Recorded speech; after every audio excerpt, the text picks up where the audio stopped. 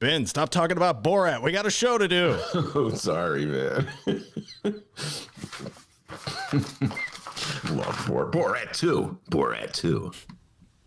Yeah, a lot of that coming up today, everybody. All right? Be prepared. A lot of Borat 2 talk. It's almost like we could picture what the podcast would be like if it were in 2006, you know? Borat 2. Borat 2. Not one, but two. Maybe Ben will have a Borat impression for today's show. But your Ben Joravsky show for Friday, October 23rd is just moments away. Oh, my Lord. Someone's on a Harley back by my apartment. Holy cow.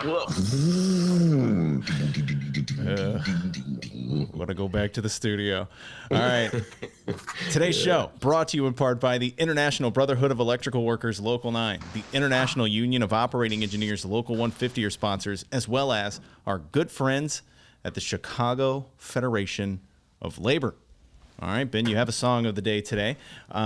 Kathy wanted me to use her song of the day yesterday, but I don't think you know this song. I don't think this is in your musical timeline. Dire Straits, Money for Nothing. Oh, get money for nothing, Okay. Get my kicks for free. That's the TV repairman, right? Yeah, all right. TV repairman, money for nothing, get my kicks for free. Now, wow. Wow. Not only did you know that song, you did a decent job of singing it. Back in the 80s, I was a rock star. People don't know that. I was in a group called Dire Straits. Ever heard of it? Oh, that's all a lie. The Ben Joravsky Show starts now.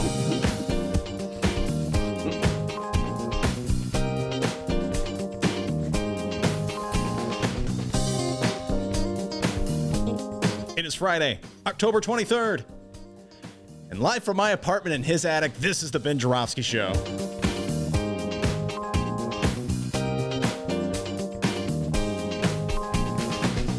Today on the program, it's another Rummana Rundown with Chicago Sun-Times editor, Rummana Hussain.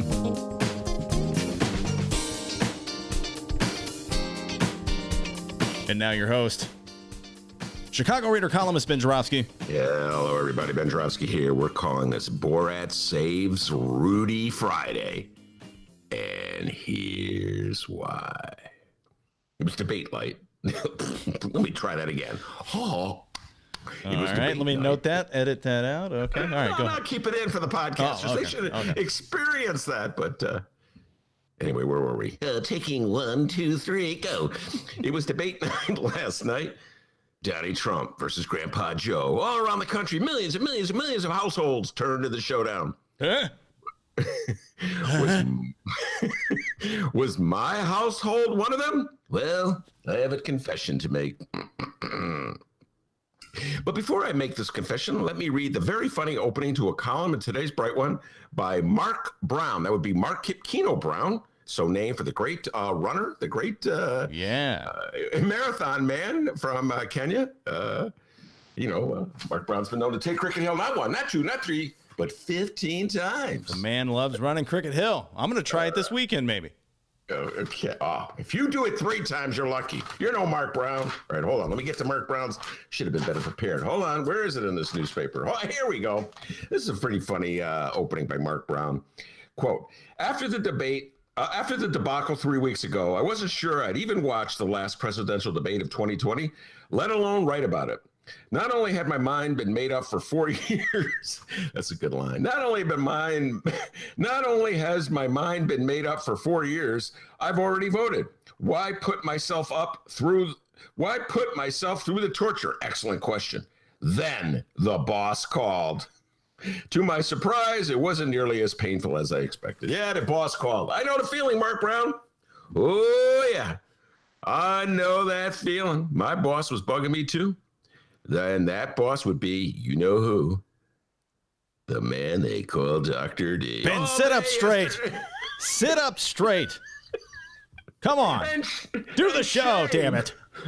And shave and clean up that room. It's a mess. Oh, good Lord. Since he left, folks, it's a mess. Dennis, I promise this weekend I'm going to clean the room, okay? And I'm going to shave this weekend. God, I'm really... It was the surgery, folks. I haven't shaved since the surgery. Anyway. All day long, Dennis was bugging me.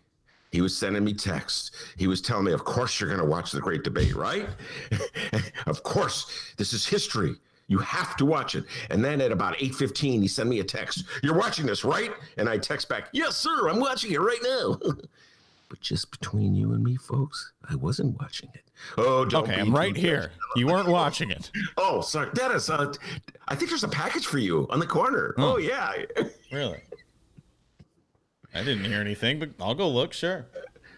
Don't be too judgmental, people. Yes, I host a political podcast. And yes, I'll be talking about the debate all day. And yes, I'm supposed to be on top of the news. And yes, I was known to have chided a few of my friends. Remember this, Steve? A few of my friends for not watching this summer's Democratic debate. You remember that? Hey, I'm back. There was no package. What are you talking about? Oh, okay. Must have been the next door neighbor. Really? Yes, anyway.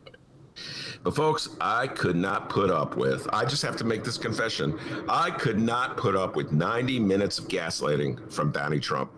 I'm brilliant. The economy's great. Our reaction to COVID was awesome. Without me, millions more would have died. I'm great. Hear me? I'm great. You're not. I'm great. I could tell you've been working on that impression.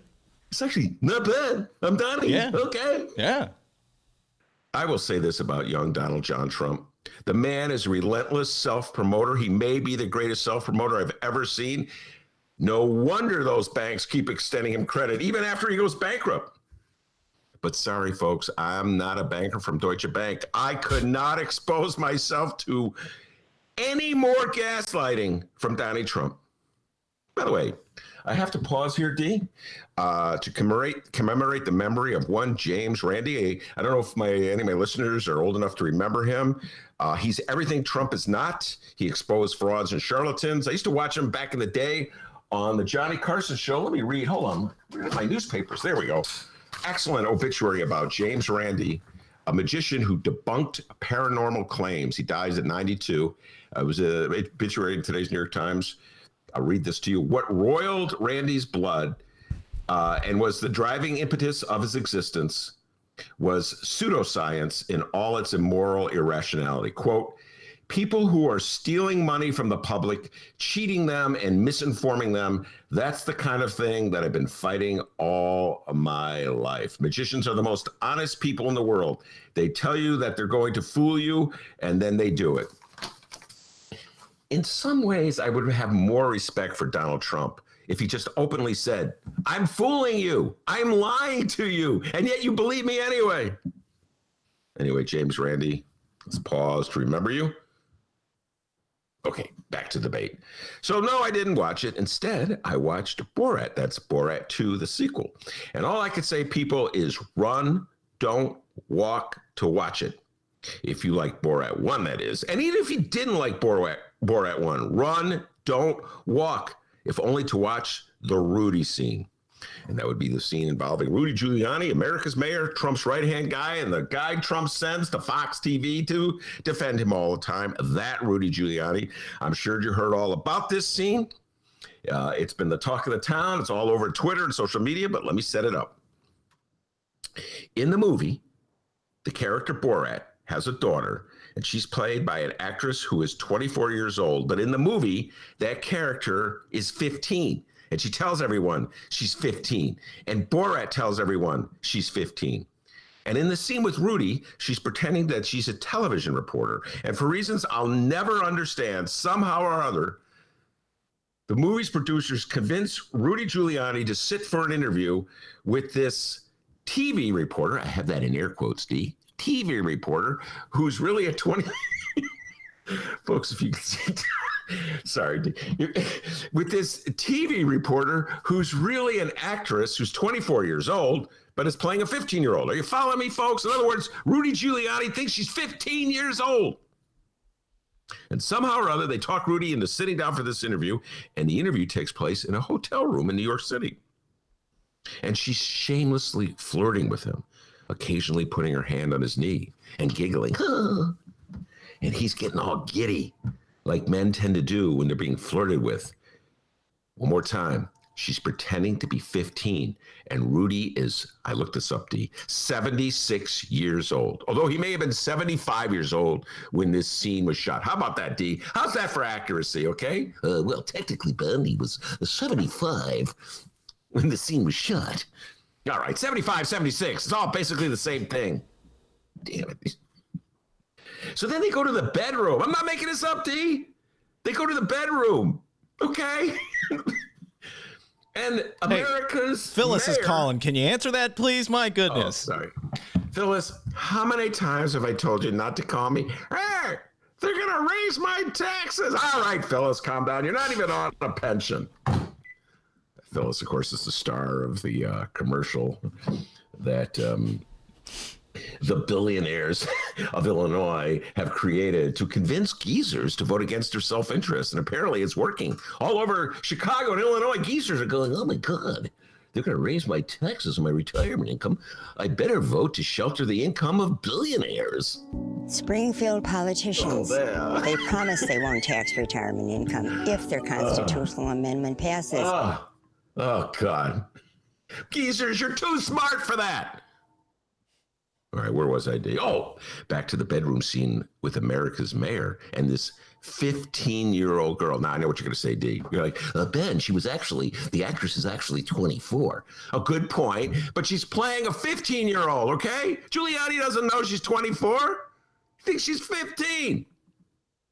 And Giuliani, America's mayor, lies on the bed, and he puts his hands down his pants, ladies and gentlemen. And then, well, I won't tell you exactly what happens next, only that it involves Borat bursting into the room. Now, Rudy Giuliani has said there was nothing wrong or inappropriate about his behavior, but I'm telling you right here, right now, ladies and gentlemen, if it wasn't for Borat, Rudy would be in a heck of a lot of trouble right now. That's all I'm saying, D. Anyway, I watched that movie last night instead of the debate. Fast forward to the morning, and I get the call from Dennis, the doctor. Hey, did you watch that debate like I told you? How about it? Sit up straight, man. Come on. We got a show to do. Yes, I did, sir. Every second, sir. My favorite part was when Biden meant to say Proud Boys, but he called them Poor Boys. I was like, what? Shrimp sandwiches? And then we laughed. Because, ladies and gentlemen, sometimes laughing is the only way to keep from crying. We got a great show today, everybody. Rummana Hussain will be here. And you can bet your $5 she watched the debate. Yeah, she wasn't goofing off watching Borat 2. She watched that debate, and she's got all kinds of notes ready to talk about it.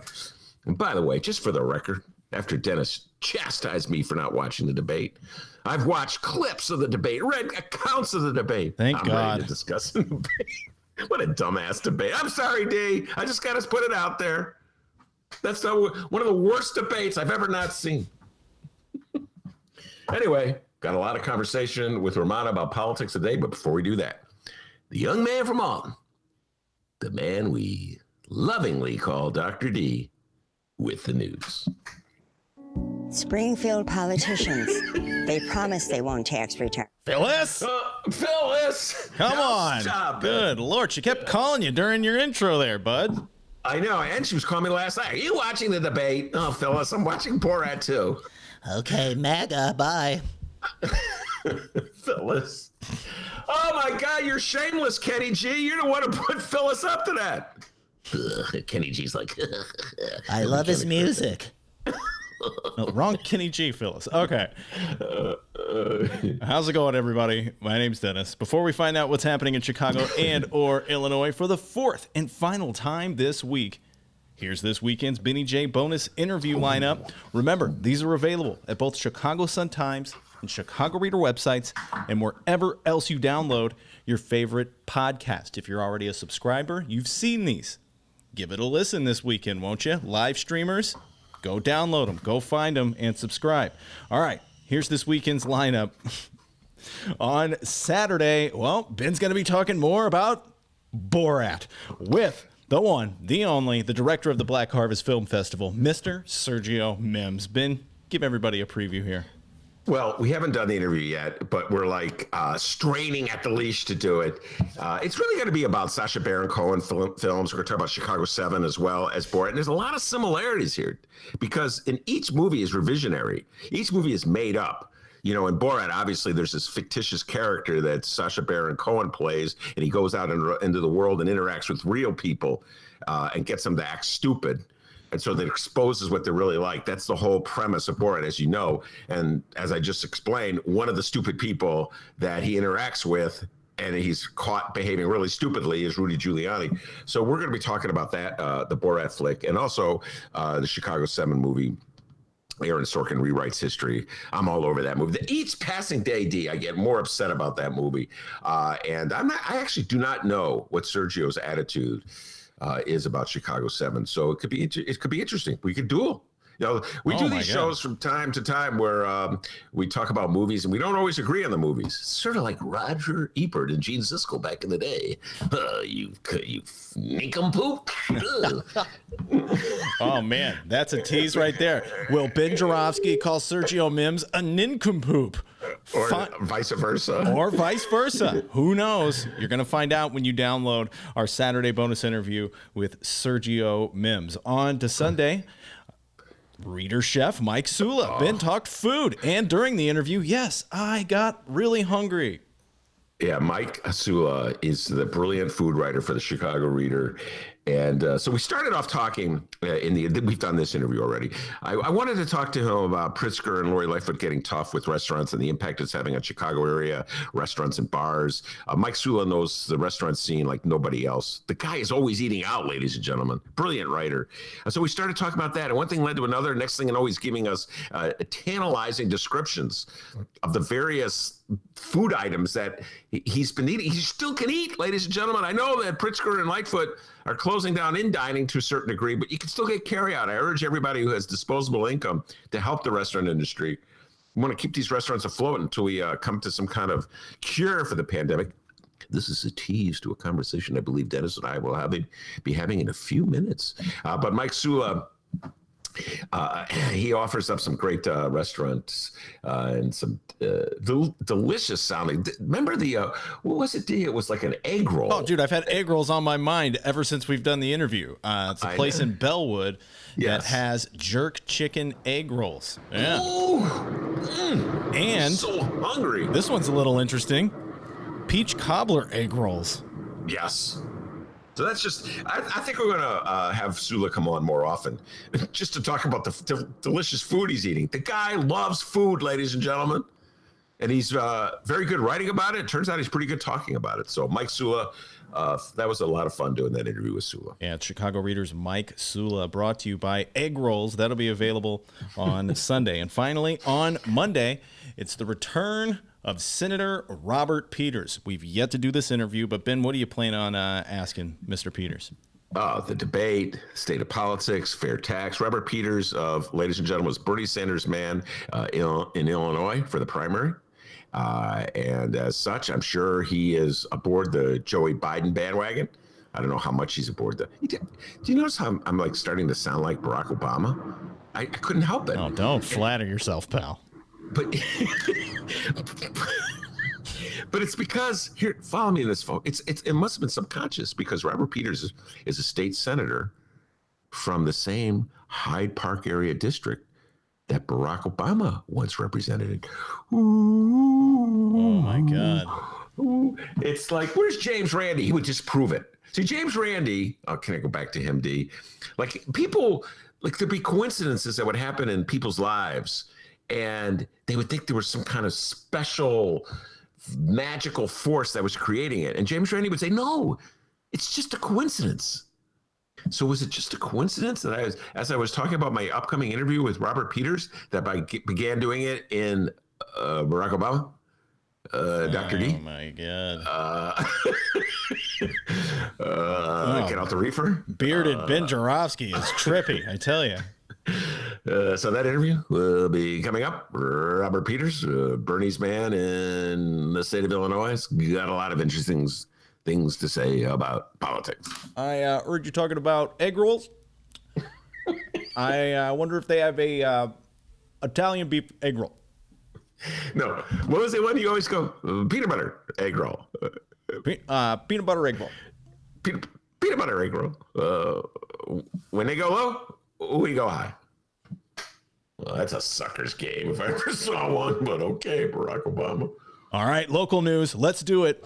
No public events scheduled for our Chicago Mayor Lori Lightfoot. How did you go from sharing stories over the years to deciding to write a book? Good question, Mayor. Good question. And, you know, maybe that's a good thing because it looks like the mayor has a small problem that she may need to nip in the bud. And, as a wise governor once said, big problems become big problems when you let small problems sit. The following comes from the Chicago Sun-Times and Nadir Issa. The Chicago Teachers Union is accusing city officials of illegally refusing to bargain over school reopening conditions during the coronavirus pandemic as a return to classrooms for some students is expected next month. The union's claim comes in its third unfair labor practice complaint this academic year and also alleges Chicago Public Schools officials have canceled several scheduled appointments for a union-hired inspector to visit school buildings and conduct air quality checks. We have a quote here from CTU Deputy General Counsel Thad Goodchild. He said, quote, CPS today formally told us that it is going to refuse to bargain with us over the decision as to when and how to safely resume in-person instruction. That decision is a mandatory subject of bargaining under Illinois law. Their position is absurd, he said. Goodchild also pointed to an identical parallel situation in August at Western Illinois University, where the faculty union alleged the university refused to bargain the terms of its reopening. The Illinois Educational Labor Relations Board, which will review the CTU's case, sided with the union at WIU. All right. Goodchild is his name? Goodchild. I never met that guy. Goodchild. Yeah, what a Goodchild. name. Interesting. Goodchild. Thad Goodchild. Goodchild. He's probably been dealing with people doing stupid jokes about his name, so I'll refrain. But you know, what's my reaction to this, Steve? I'll tell you what my reaction to this is. I have to plead with Lori Lightfoot here, Mayor Lori Lightfoot. Come on, let it go. That 2019 campaign, you got to let it go. Lori Lightfoot has some strange hang up about SDG, Stacey Davis Gates. She won't let her in the same room. She won't talk to her. And I know this because I've said this before. I know a lot of people who always bad-mouthing Stacey Davis Gates to me. And she sort of comes on this show all the time. So I don't see that side of her. I don't think it even exists. I think it's a bizarre leftover from the 2019 campaign where CTU, and I openly admit it, they went too far in their love and adoration for Tony Preckwinkle. But come on, get over it, Lori Lightfoot. So this notion, when you open the schools, this is a precarious time. It's like, I've watched this throughout the country, all over the country, D.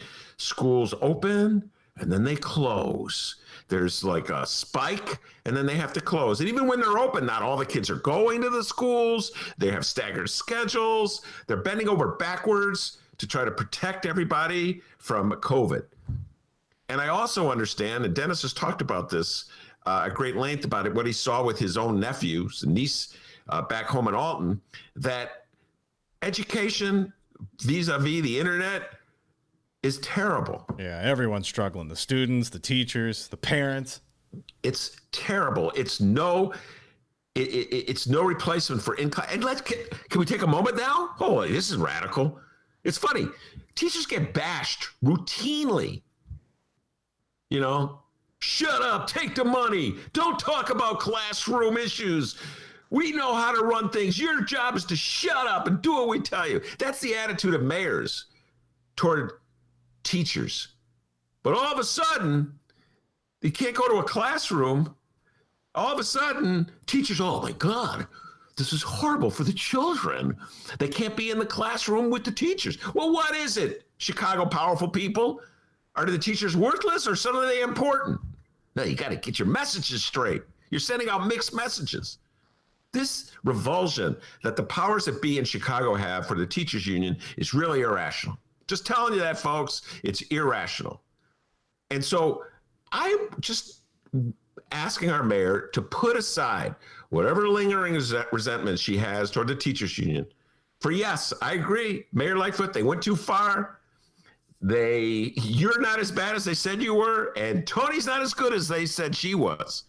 But that was how many years ago, D? Over a year ago. Let it go. You can meet with them. And you know what? I'll give you a parallel. I've said this before. I'll say it again. I'll probably say it many more times.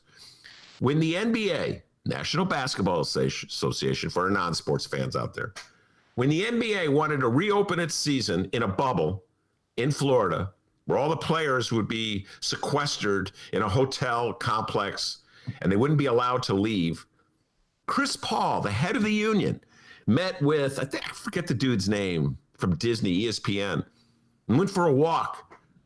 And they just, on their own, sort of outlined the general parameters that they would follow. And then the union worked with the NBA on it.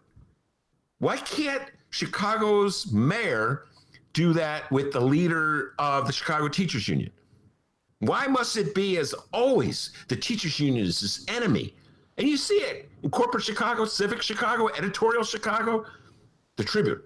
Mayor Lightfoot, it's really important that you open the schools and don't budge. Don't let the teachers union tell you what to do. It's like, yes, we have another opportunity to destroy the Chicago Teachers Union.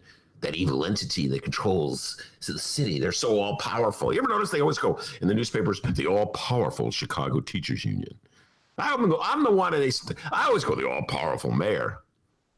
But the teachers union, man, I do not understand how a liberal town like Chicago with a great union tradition would use the teachers union as its enemy. I see it all the time. I see it absolutely all the time. You're swimming against the tide when you defend the teachers union in this town. Very bizarre attitude that the city of Chicago has towards its teachers union. So D, it's ridiculous that it's come to this point where it's going to be lawsuits filed and grievances filed and hearing officers for something that they should work out together on their own. You know, it should be like, we're all in this together. We got to figure out the best solution. But no, going to file law, and then there's going to be a threat of a strike. Crazy D. Don't get it. Don't understand it.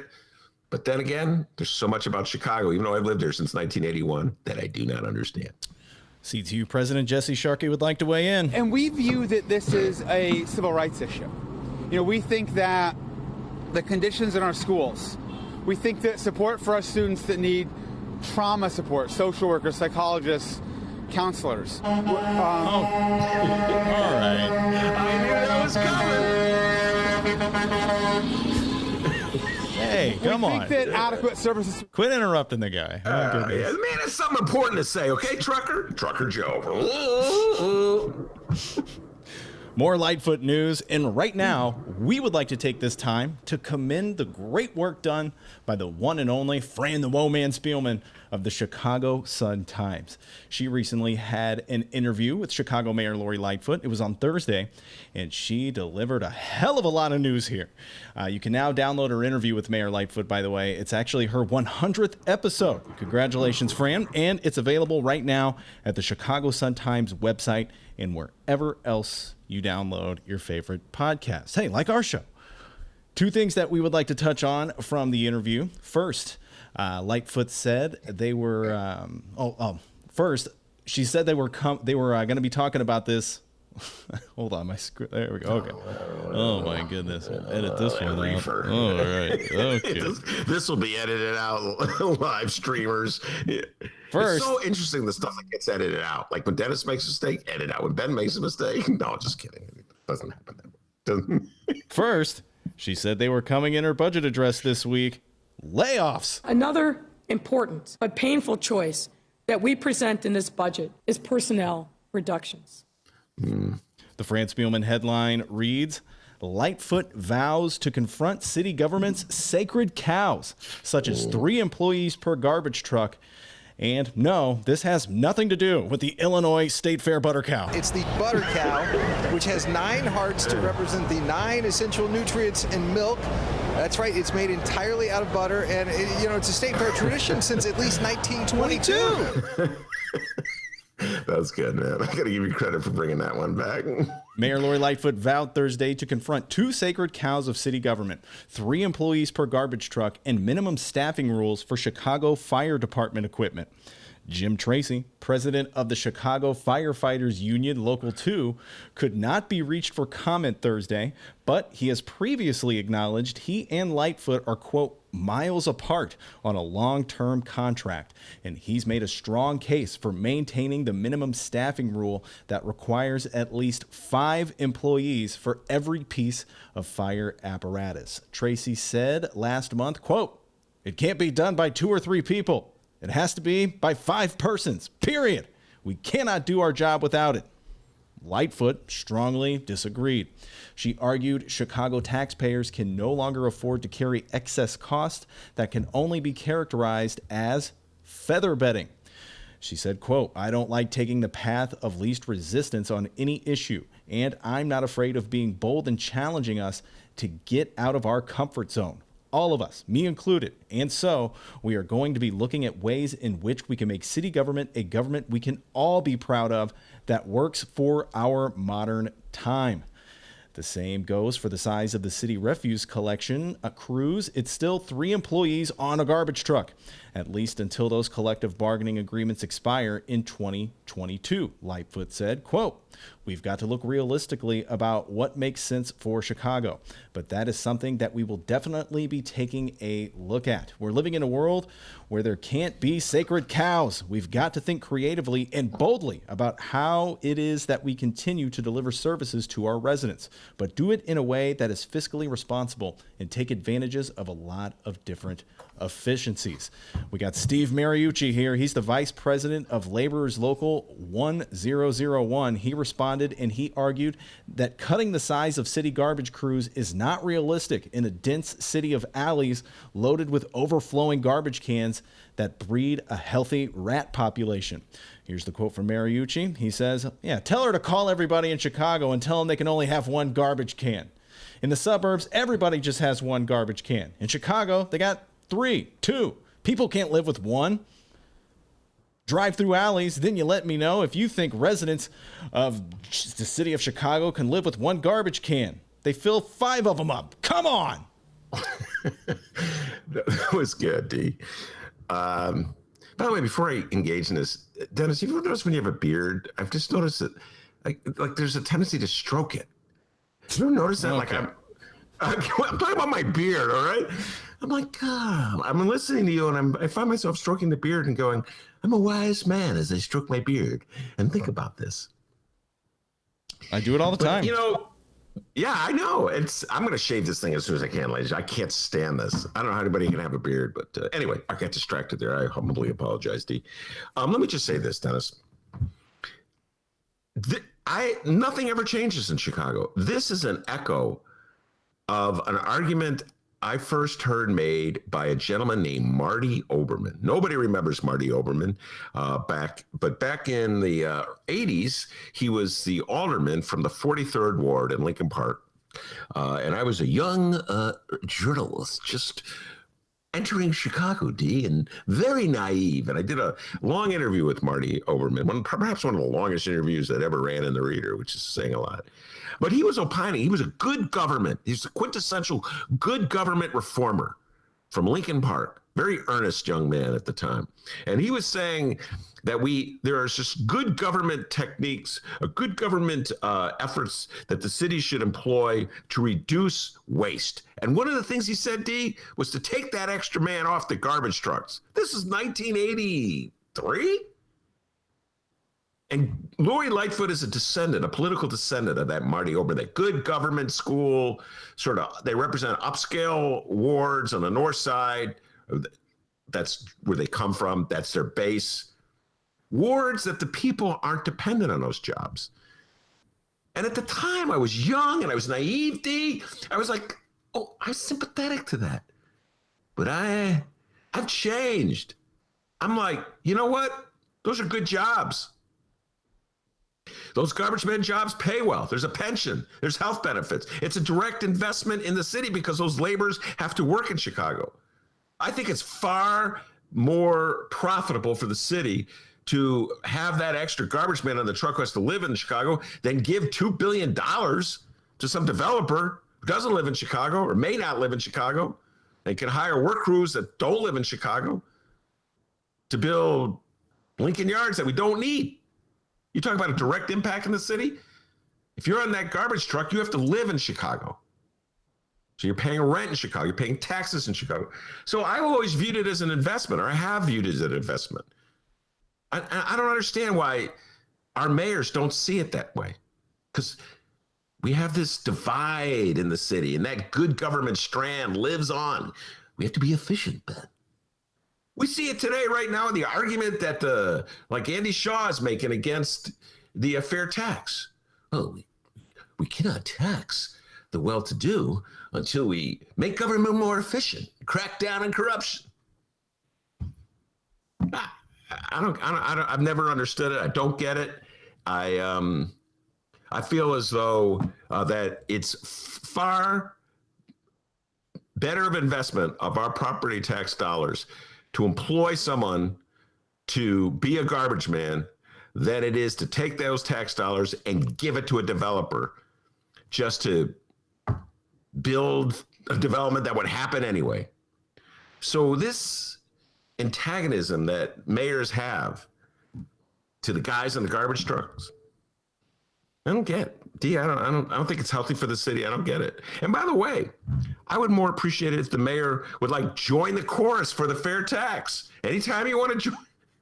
But progressive taxation's off the table, I guess. So, that's going after the sacred cows and the firefighter. Oh my goodness, with the firefighters. I've been hearing for years, firefighters. There's too many firefighters. I remember let's lay off firefighters because fires are down.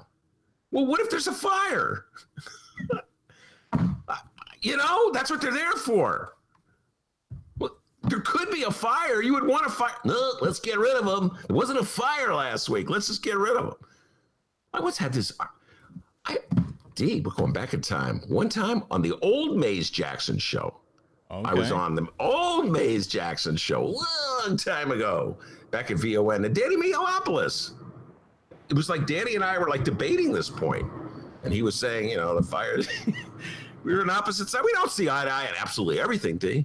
But I've never bought into that. I like to have the firefighters around. You know what I'm saying? I think it's like, it's a good thing to have. And by the way, speaking of great jobs that pay well, living in the city. So this thing where they always want to cut the workers. Let's make the workers, pay for our budget woes, as opposed to, I don't know, progressively taxing the well-to-do. Oh, can't do that.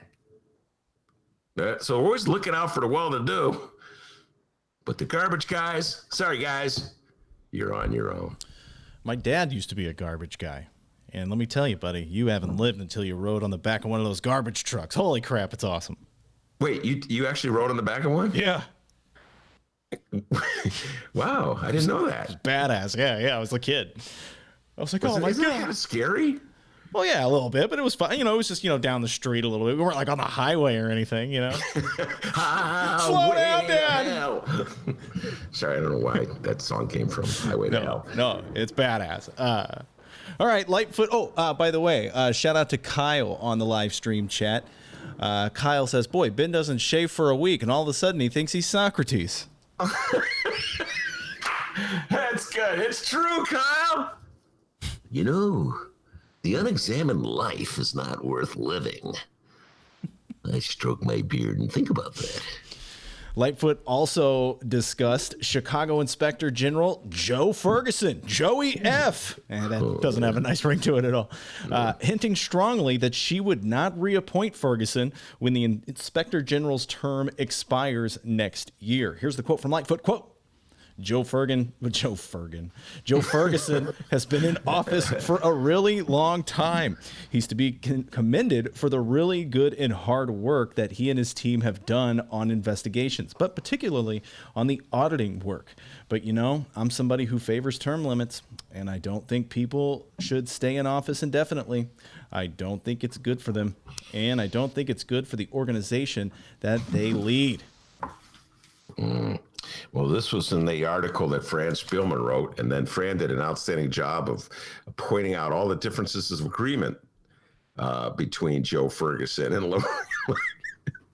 I'm sorry, man. Lori Lightfoot, I hate to get on her bad side, D. You know what I'm saying? Yeah. You're fired. Oh, it's been known to happen to me in the past. You're fired. How long would I last in the Lori Lightfoot administration, D? 3 seconds. Yeah. Who hired this hippie? By the way, no one ever said that we were on the good side either, by the way. Well, she came on the show. Remember the old days? Yeah, remember the old days. The old days, yes. I remember the old days. Yes, yes. Like it would be like Hillary Clinton interviewing Lori Lightfoot. Excellent question, Ben. My God, excellent question. That was the old days. By the way, a reminder, tangent within a tangent, City So Real, Steve James movie about the 2019 mayoral election is coming out soon. And there's a lot of vintage footage of candidate Lori Lightfoot. So you could, if you watch that movie, you get a chance to sort of contrast the candidate Lori Lightfoot with the mayor that she is. But I mean, there's no term limit on being an inspector general. I mean, I don't know. Being an inspector general is a thankless task. And Joe Ferguson is the quintessential good government guy. I mean, picking a fight with the good government. Okay. I mean, I just got finished castigating her for always fighting with the teachers union. I understand why she fights with the teachers union from a political standpoint. I do. I have to admit. I mean, it doesn't make sense in terms of the best interest of Chicago, in my humble opinion. But, she wins over Civic Chicago. She wins over the Tribune, the Sun-Times editorial board for whatever reason, doesn't like the teachers union either. So they love it. So there is like some political benefits for it. But Joe Ferguson, why are you mad at him?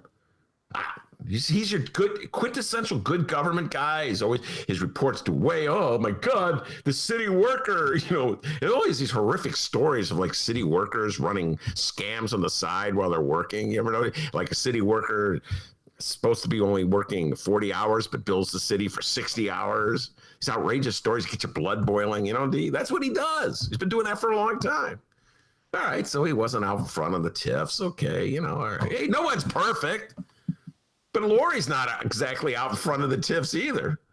Every mayor that gets into office soon learns, this is the honey bucket, the honey pot, the slush funds. So, I don't know why she's picking on Joe Ferguson other than he's embarrassed her with some of his reports. I think Fran made that clear in her article today. And so that's it. He's just like Stacey Davis Gates. You're gone. I mean, she says here she's somebody who favors term limits. People shouldn't stay in office indefinitely. Did she make a comment on Madigan back when that was going on? That's a good point. I don't recall her. No. No. You like that big point? Come on, BEZ, hire me. Yeah, BEZ, got to give him credit. I hadn't even thought of that. Hey, BEZ. Hey, WTTW, did you hear that? Come on, I got a magnifying glass over here. I'm ready to do some work. Wait, what's the magnifying glass? I'm an investigator. I'm looking into stuff. Oh, that's true. Yeah, Sherlock Holmes. Yeah. Sherlock, Dr. D. Come on. That's a good point. Yeah, I didn't hear anything about term limits for Michael Joseph Madigan. But Lori Lightfoot, let's face it, she wouldn't have been elected mayor if it wasn't for Ed Burke getting indicted. We all know that. Just the contrast between Lori Lightfoot, the good government reformer type, and Ed Burke, the sleazy Democratic machine type, was enough for the voters. So that helped her. So again, I can see why she would be saying, Ed Burke, you got to go. But yeah, Ed Burke was already indicted when she was fighting with him. So it's another thing. Michael Joseph Madigan still runs the State House. So, yeah, very good point, Dennis. That's a good one. Damn, I wish I had thought of that first. One more story in the Chicago news. Wait, hold on. Former Illinois Governor Rod Blagojevich said what? The following comes from the Chicago Sun-Times and one Thomas Two Joints Schuba. Rod Blagojevich lauded President Donald Trump's economic policies and criminal justice reform efforts during an event on Thursday that was hosted at the billionaire's namesake downtown skyscraper by a controversial black Republican. Blago said to a crowd consisting almost entirely of people of color, quote, "I'm one of your homies," some of whom donned caps promoting the QAnon conspiracy theory and bearing Trump's signature "Make America Great Again" catchphrase. Blagojevich's appearance at the Trump Tower event came just over 8 months after the president commuted his 14-year prison sentence for corruption. Following the event, Blagojevich continued to endorse Trump's re-election bid and businessman Willie Wilson's long-shot campaign, Schuba's words, not mine, against Democratic Senator Dickie D. Dick Durbin. Blagojevich explained why he was at the event, saying, quote, "I talked a little bit about how important it is for leaders in the African-American community to no longer just assume that the Democratic Party is on their side. Too many Democrats like Dick Durbin have taken them for granted." Yes, if you recall, we have to give credit to young Justin Horowitz, who's on our show. How long ago was that? It was a while back. And he was saying, you watch. Rod Blagojevich will be a key ally for Donald Trump. Rod Blagojevich will be employed by Donald Trump to win over the black vote. And that is in part why Donald Trump released Rod Blagojevich from prison, commuted his sentence, and why Rod Blagojevich immediately, I mean, he wasn't home 24 hours before he saw, what did he call himself, D? Trumpocrat. I'm a Trumpocrat. The Trumpocrat, that's right. The guy in the background gets me every time. Trumpocrat, that's right. So this is what he's doing. And I actually love this.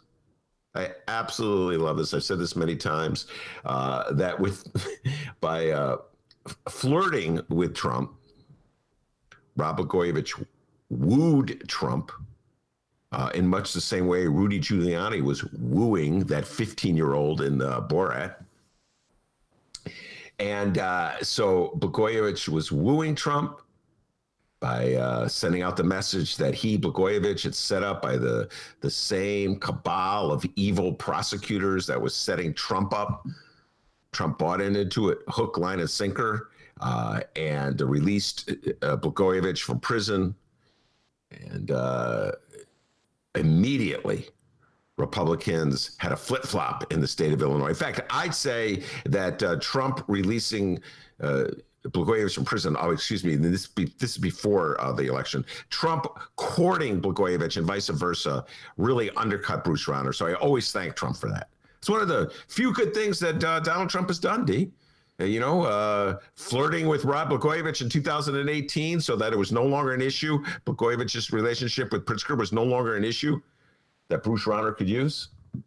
So I kind of, thank Donald Trump for doing that. And so here we are, 2 years later, Blagojevich is out of prison and he's making the rounds somehow or other. He is going to be the tool that Donald Trump will use to get black support. I think this is a stretch. I don't agree with Horowitz on this. It's like it's an effective tactic. I don't think Donald Trump will get more than 2% of the black vote in Chicago. If he gets 2%, I think it'll be a miracle. More than 2%. I mean, just the quote here. I'm one of your homies. Like, I'd be in the crowd like, dude, I don't know you. You don't know me. What are you talking about? We're not friends. Absolutely. Right? It's so condescending and patronizing. But that's Blagojevich. I mean, on this front, remember what Blagojevich said he was, at one point he said he was blacker than Obama. I don't know if you remember that. It was years ago. Oy. And Blagojevich got to start with Eddie Verdoliak, ladies and gentlemen. I hate to remind you that ancient history nobody remembers but me. Eddie Verdoliak, leader of the City Council 29 that fought Harold Washington every step of the way. because God forbid a black man would be in charge of the city of Chicago, trying to exploit white fears and resentments about black people to get more political power. That Eddie Radoliak, Rod Blagojevich got to start with him. And then Rod Blagojevich, I can't even say the name, Rod Blagojevich, the shrewdest political move he ever made was teaming up with Richard Mell. Yeah, that Richard Mell, 33rd Ward committeeman, a Democrat, who fought Harold Washington every step of the way, who stood on his desk in 1987 to block Tim Evans from being mayor. That Richard Mell, that was Rod Blagojevich's entree into government. So suddenly he's the friend of the black community because what? He tried to sell Barack Obama's seat, got caught, went to prison. Somehow or other, that makes him the friend of the black community. I'll tell you what, if that's Trump's entree to the black community in the state of Illinois, D, I don't think he's going to get 2% of the vote statewide. Forget the city of Chicago. But I got to give Tommy Schubert credit. Man, the guy covers so many different things. You know what I'm saying? He's breaking reefer stories left and right. And somehow or other, he found the time to get over to this bizarre meeting last night. Watching the debate with Rod Blagojevich and black people in QAnon hats. Man, the QAnon is a freaky thing. Mm-hmm. Have you been following the QAnon movement at all? I've made a few casual trips on YouTube to the QAnon. Like, oh my God, this is insane. Yes, and by the way, not to talk more about Borat, but there is an incredible scene. Let's talk about Rudy Giuliani. Borat moves in with a couple of QAnon people and lives with them for 5 days. And the interchange is between like, listen, man, JFK Jr. is still alive. Yes, he's still alive, and he's coming back for Trump. Oh God, I don't know what's worse. I mean, I don't know. Black people in a "Make America Great" hat, guys. You know what that "Make America Great" means, right? Right? Like, go back to the days of Jim Crow. That's what they're talking about.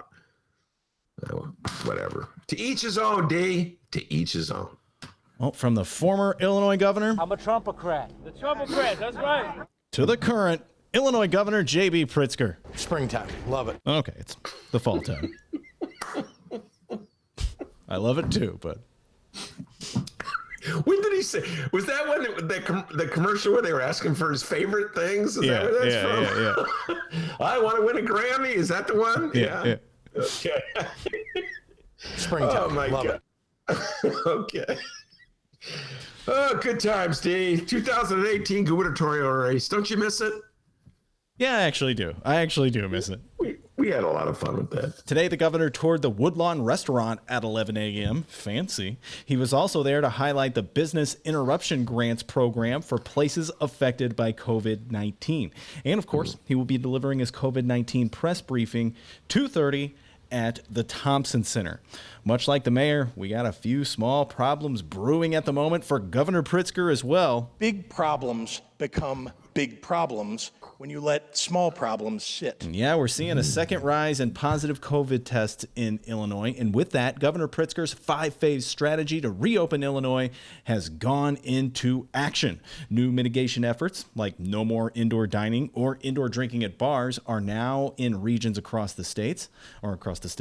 Tighter restrictions went into effect today here in Chicago and for surrounding counties as well.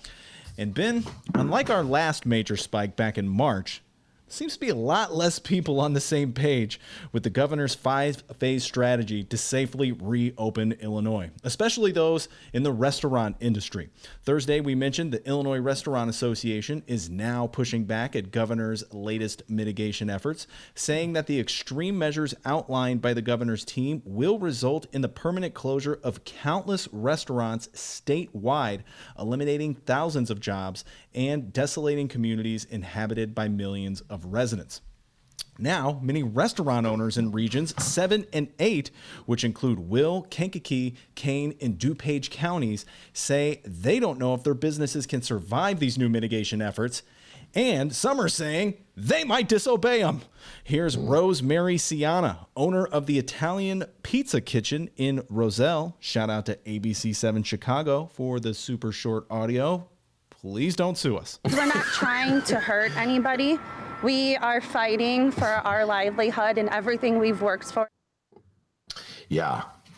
A lot to unpack here. And by the way, I urge everybody to check out the Mike Sula interview I do, because we get into this a lot. The impact of the pandemic on the restaurant industry, the impact of the stay-at-home orders, et cetera, and so forth on the restaurant industry. D, I'm over the map on this one. This is one of my infamous all over the maps. Because on one hand, I have a tremendous amount of sympathy for folks who run restaurants. Lord knows I go to a lot of them. On the other hand, man, we're in the middle of a pandemic, and I mean, I don't want people to get sick. I don't want people to infect their grandparents or, more vulnerable loved ones. I don't want people to die. So it's this, I mean, there are no easy answers. And I think you've made this point many times, Dennis, and it's a really good one. Like, people are coming to terms with COVID. They kind of, after a year of it, well, it's not a full year, it's since March, whatever that is. After all these months of it, people have come to, they have a sense of who's vulnerable, and they have a sense of how vulnerable they are. And these are logical people. I'm not talking about the Darren Baileys of the world who just go around saying, I don't need to wear a mask. I'm just talking about just everyday normal people, as opposed to, political nutcases. So we've all kind of make these accommodations with COVID. And I think that a lot of the restaurant owners feel as though it's too extreme to force them to close down, that they can protect their customers, and that it's not a health danger to their customers, and they don't want to go out of business.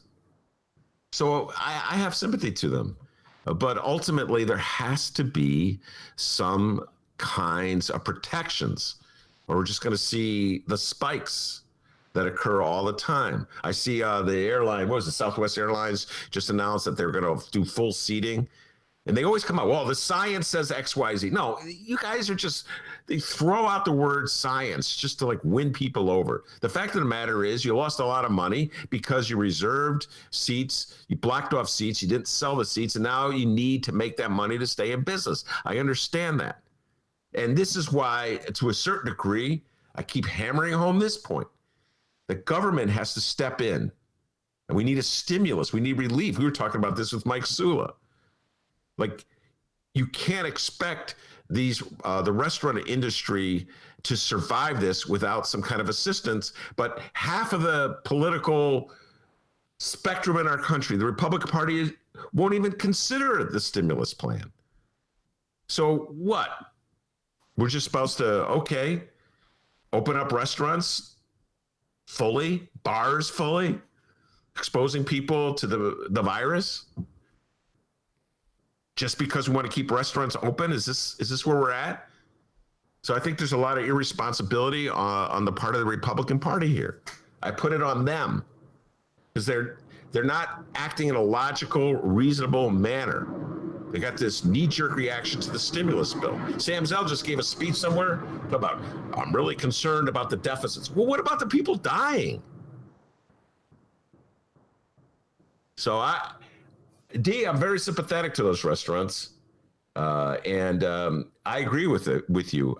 There will be a lot of resistance, and it's just not going to be Darren Bailey resisting.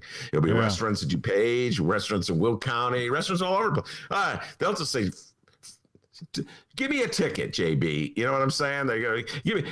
And we're going to see those showdowns. We're going to have reporters. Here I am at Billy Bob's Diner in Will County.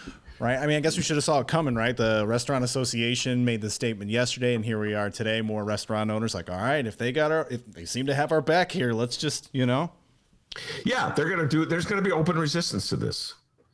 And I don't know. I'm not personally, geezer that I am, I'm not comfortable with indoor dining, a lot of indoor dining these days. But I'm doing my part with carry out and takeout. So restaurant guys, I'm doing my part with carry out and takeout. But Yeah, no, you're going to see a lot of resistance. Throughout the state. It's just interesting. Let's make this point one more time. Yeah, Sam Toy and the Illinois Restaurant Association. Well, they're tough on Pritzker, but for some reason, D, they're not that tough on Lori Lightfoot. You ever notice that? Yeah. I didn't know to mention that a few times. Isn't that interesting? Well, I know why. Why? I won't just turn the car around. I'm going to shut it off. I'm going to kick you out, and I'm going to make you walk home. She's all business, man. Yeah, good point. Hadn't thought of that. All right, so that's the local news, guys.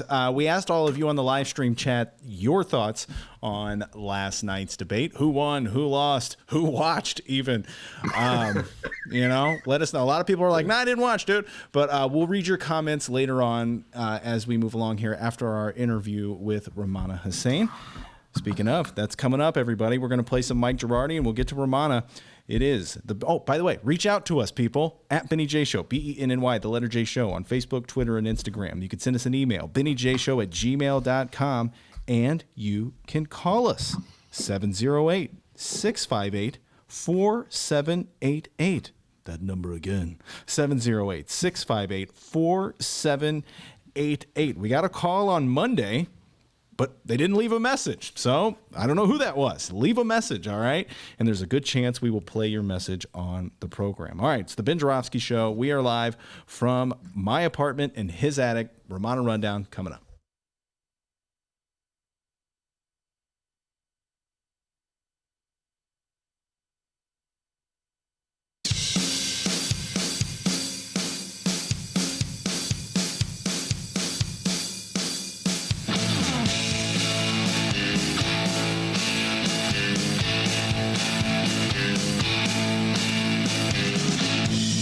Try not to rock the boat.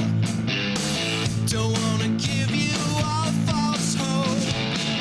That's the story from the editorial board.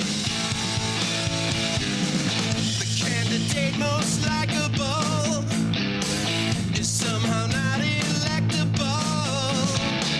That's the story from the editorial board. We like to save the world when it's under attack, but how you gonna pay for that?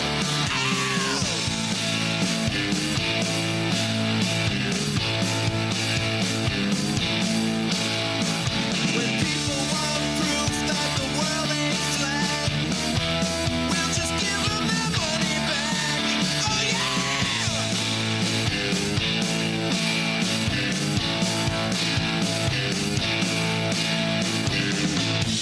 We heard what you wanna do.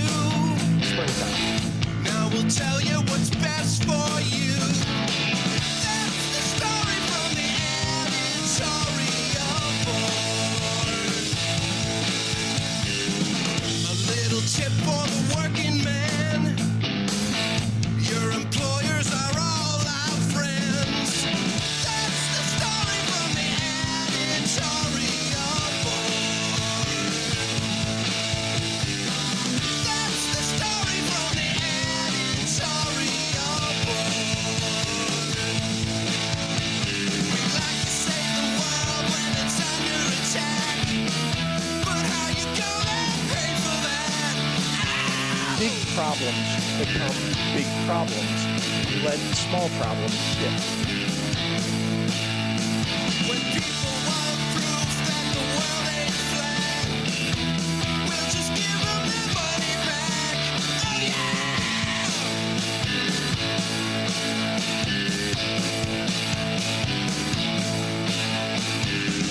That's the story from the editorial board.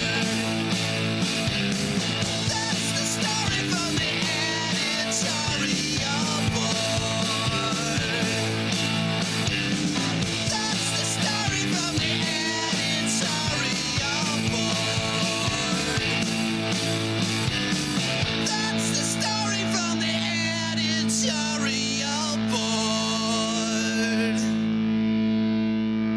is the butter cow, which has 9 hearts to represent the 9 essential nutrients in milk. That's right, it's made entirely out of butter, and it's a state fair tradition since at least 1922. This election, Chicago voters are casting a ballot on much more than the President of the United States. Some of the races we will be voting on include the Cook County State's Attorney, over 60 judges, our Water Reclamation District commissioners, and changes to our taxes. With all these races, candidates, and issues, casting an informed ballot can seem like a challenge. But Chicago Votes, a nonpartisan organization, is here to provide you with information on the candidates and issues on the ballot. Their 2020 voter guide is available digitally at chicagovotes.com and chicagoreader.com. Pull it up on your laptop, take it with you into the voting booth on your phone, and feel confident in knowing who and what you are voting for. chicagovotes.com.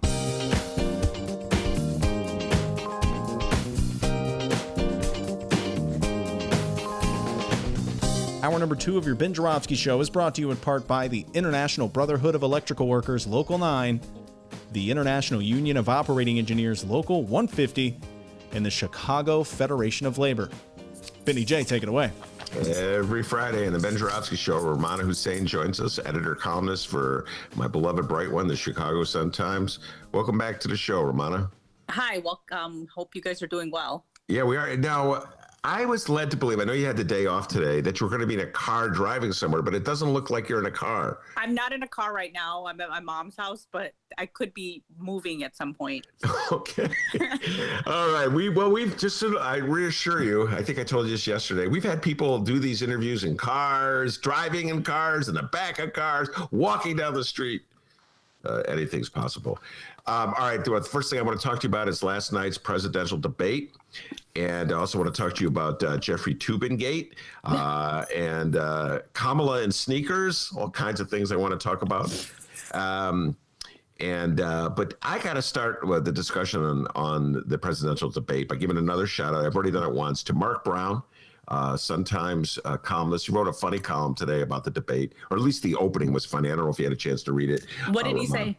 Well, here's this is a lead-in. Sorry, Mark, I was off today. I didn't look at the papers yet, but I will read it. Yes. And Mark, in Rummana's defense, I did not give this to her as a homework assignment. Okay, usually I give her, because I just stumbled upon this, morning reading the paper and drinking coffee.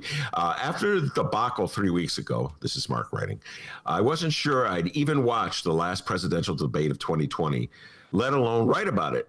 Not only has my mind been made up for 4 years, I already voted. Why put myself through the torture? Then the boss called. To my surprise, it was not nearly as painful as I expected. In other words, the only reason he watched it was because his boss made him watch it, because they needed him to write a column. Mark's sentiment is not unusual. When I always look at my Twitter feed during these debates, and everybody was saying the same thing. Like, why am I doing this to myself? Why am I watching this? And, a lot of people said, I already voted. So I don't know why I'm doing this to myself.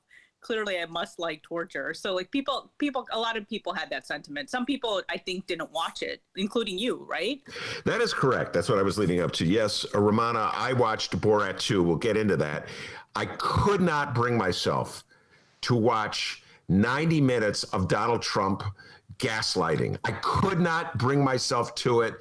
I knew there was nothing he was going to say that would convince me that he was anything other than the charlatan racist that he is. And I just could not bring myself to watching it and watching Joe Biden's often feeble responses. Couldn't do it, Rummana. Could not do it. Sorry. Yeah, I felt like an obligation to do it. I mean, I just think like at this point, I don't understand who these undecided voters are or how you could be undecided at this point. I don't know. I'm just shocked by anybody who says they don't know who they're going to vote for yet. I think most people I know, like Mark said, probably decided 4 years ago. So I think that's a good point that Mark made. And I think a lot of people felt the same way. I think they just wanted to see, Joe Biden perform. I think people who support Joe Biden or want to vote for Joe Biden were just seeing how it was going to go. And this debate, I admit, I said I was watching it for entertainment purposes, and that's in quotes. I'm not saying that politics is entertainment, but given that the mics, they were going to cut off the mics, I just wanted to see if Donald Trump would have his mic cut off. I thought the moderator did a really good job. And, you mentioned Donald Trump saying that, you called Donald Trump, somebody that's, has racist tendency or is a racist. And it's funny because at one point he said, I'm the least racist person in this room. The moderator, I believe, is African-American. So, and then he made a comment about undocumented immigrants having low IQ. And then, of course, he put out this, statement that he's been saying for the last couple months, maybe years. I've done more for the African-American community since Abraham Lincoln. Those kind of comments we heard, and those are the ones that kind of stuck out for me too. Well, that's the exact example of gaslighting. Yeah. From Donald Trump. I've been hearing Donald Trump say these same things. Well, forever it seems like, but definitely over the last year. And that bizarre comparison between himself and Abraham Lincoln, which is just so insulting to absolutely everybody who has to hear it. I know. I had to. I just couldn't deal with it anymore. I have to admit, as preparation for this show, I dutifully watched clips and read articles and was sickened by everything I read. I have a couple questions for you. So the bar is so low with Donald Trump, and everybody had the same reaction. Mark Brown had this reaction. New York Times writers had the reaction, like, well, the issue was, would Donald Trump be rude? Would Donald Trump play by the rules? Yeah. Would Donald Trump just be more or less a mensch? And my God, he kind of played by the rules. What a triumph. The bar is so freaking low for this guy, Rummana, that he gets away with murder. No, I know. And the sad thing is, like, there's some times where he comes on and he speaks somewhere and everybody's like, wow, he sounded presidential. I mean, he's a president. He's supposed to sound presidential. So it's just really crazy that the bar is so low that, when he talks like a normal person or doesn't interrupt someone, that everybody has to applaud. And I don't think people should. I don't think people should act like, him behaving is so wonderful. He's supposed to be behaving. He's representing our country as a leader of the United States. It's really sad. I just don't get it. I made a comment on Twitter, because he was going back, how he does that thing with his hands. He goes in and out, and I go, I don't know if I'm watching the president of the United States or an accordion player. It's just, yeah, I know that thing. It's just, he kept doing it all. It's really distracting, but I just think that most people, I don't know. I think most people have their minds made up. It was just something that people want to see for theatric purposes, to see whether he was going to interrupt and, behave by the rules. I know some people that I know thought that there were times that he did interrupt and went on a little too long, and then he should have had his mic cut off. I didn't see anybody's actually have their mic cut off at any point. No. And, it was just like he just took, he basically accused Joe Biden of taking money and squandering it. It was just it wasn't something that I think everybody was just shocked that it was an actual debate as opposed to like the chaos that we saw last time. Yeah. But I don't think anybody was shocked at what came out of his mouth. I think it was like maybe 10 seconds into the debate where he already called the coronavirus, the China virus, or alluded to like China over and over again when speaking about the virus, in a way that a lot of people would probably say is unsavory. So it nothing he said was shocking. So I have to say that you probably didn't miss much.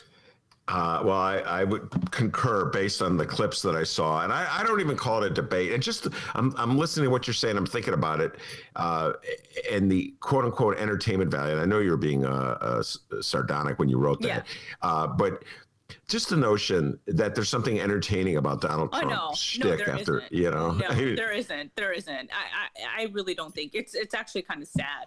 It's like that this is the United States, and some people do find some of his antics funny, but it's not funny, anymore. I when I meant entertainment value, I'm like, I just want to see if this is going to be a train wreck again. I mean, it's a train wreck in a different way. Yeah. And now what'd you think of what Joe Biden did? I watched enough Biden clips. It's funny because I'm reading all these articles about the debate, and it's almost as like Joe Biden is an afterthought. it's like, what did Trump do? What did Trump say? What lies did he tell? Did he interrupt? Did he pray? Oh my God, Rummana, they gave him such attention because he praised the moderator. It's like a routine thing in a debate. Thank you. You say thank you. So what you think? I do think that Joe Biden's always an afterthought. I think people want to watch to see if he can hold his own, against Trump. When you're, speaking with Trump, it's probably got to be pretty challenging. So I think everybody just wants to see if Joe Biden does a good enough job so that people who are undecided whether or not that would, help his cause. I think Donald Trump at one point said Kamala Harris was, more left than Bernie Sanders, which a lot of my friends got a kick out of. So there was, I think Joe Biden always plays the nice guy. Like, I don't know. I know a lot of people wish that he would go a little harder, but I think he's doing, I think that's a strategy to be as civil as possible. Well, the bar is pretty low with Joe Biden as well. Yeah. In a different way. I know. Yeah, because with Joe Biden, the issue is always, will he be able to exit a sentence that he enters? And will it be more or less cogent what he has to say? Yeah, I know. He had the one thing where he made the poor boy mistake. I don't know if you know. The poor boy, instead of saying the Proud Boys. The Proud Boys, he called them poor boy. Yeah, I saw a lot of people on Twitter were laughing about that. Yeah, but that's the kind of, I was telling Dennis this, as a guy who's, my whole life has suffered with dyslexia. That's the kind of excusable mistake. That's the kind of Richard M. Daley mistake that people tolerate. Yeah. I mean, you kind of are on the spot. And I think for anybody who's debating, there's going to be points where, you might not remember a certain point, and afterwards you're like, oh God, did I just say that? So it happens to all of us. I mean, I'm sure when I'm on your show, I forget things or call different people by different names. It happens. So I don't blame him for that. I think he's done a pretty decent job on the debate so far. This is Joe Biden I'm talking about. Yeah. As and like you said, the bar is pretty low. I mean, we have like these two older baby boomers. I knew the baby boomer reference was coming. Running for president. And, I think I told you this, my family, I might have told you, I'm not going to say how I voted, but a lot of people in my family voted for Bernie Sanders, and was telling my mom about Bernie Sanders, and my mom keeps hearing his name and she never saw his picture. And then like close to the primary, she sees his picture and she's like, oh my God, he's so old. I thought he was going to be a young guy. He's like so old. And she goes, everybody's so old in this race. So it's kind of funny. It is funny. I think we all noticed that. And, of course, everybody's looking at both of these guys debating, and they're like, oh my God, these guys are both really old. But it's okay. I mean, I'm not an ageist. I think, and, people could, any age group can be, president as long as they are that 35-year-old threshold, I guess. But yes.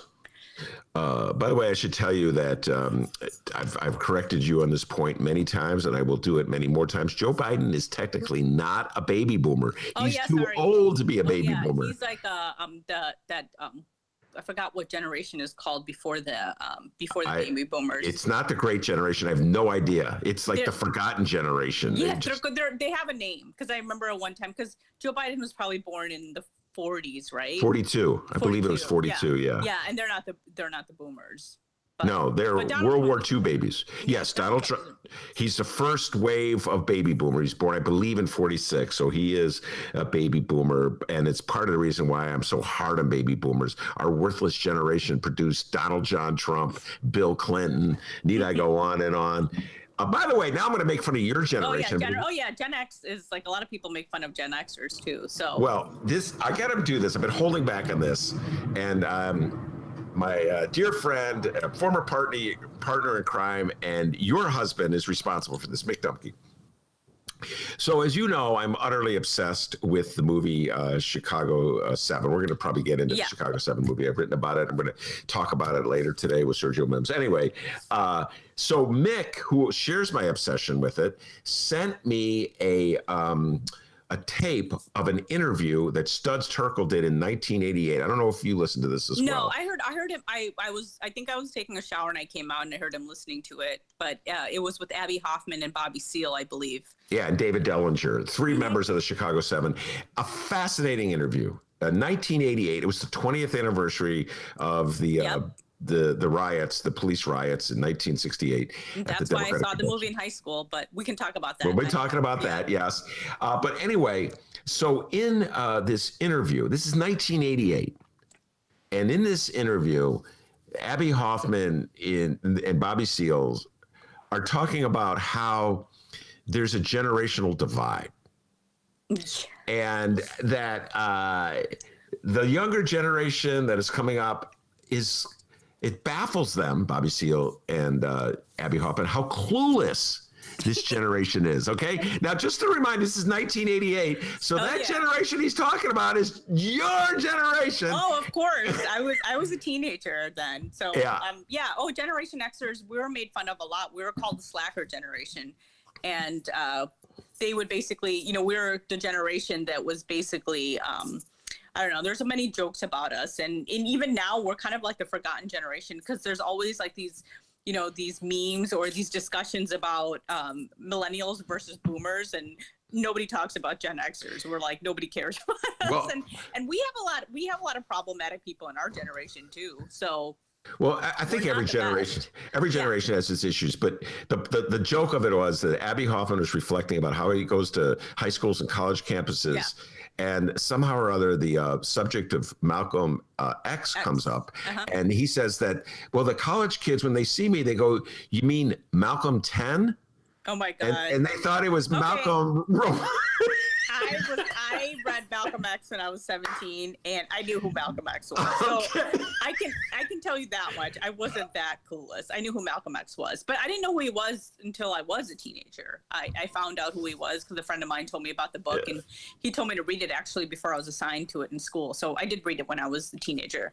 Right. So I knew who Malcolm X was. I wasn't. And so you knew his name was Malcolm X, not Malcolm 10. Exactly. I actually didn't know who Abby Hoffman was until I learned more about the 68 riots, and then I remember him being in this movie that we're going to be talking about later. I know the movie I saw the Chicago 7 movie on Netflix, but we'll also talk about another movie that I was shown in class later today. Yeah. So that's when I learned about Abby Hoffman.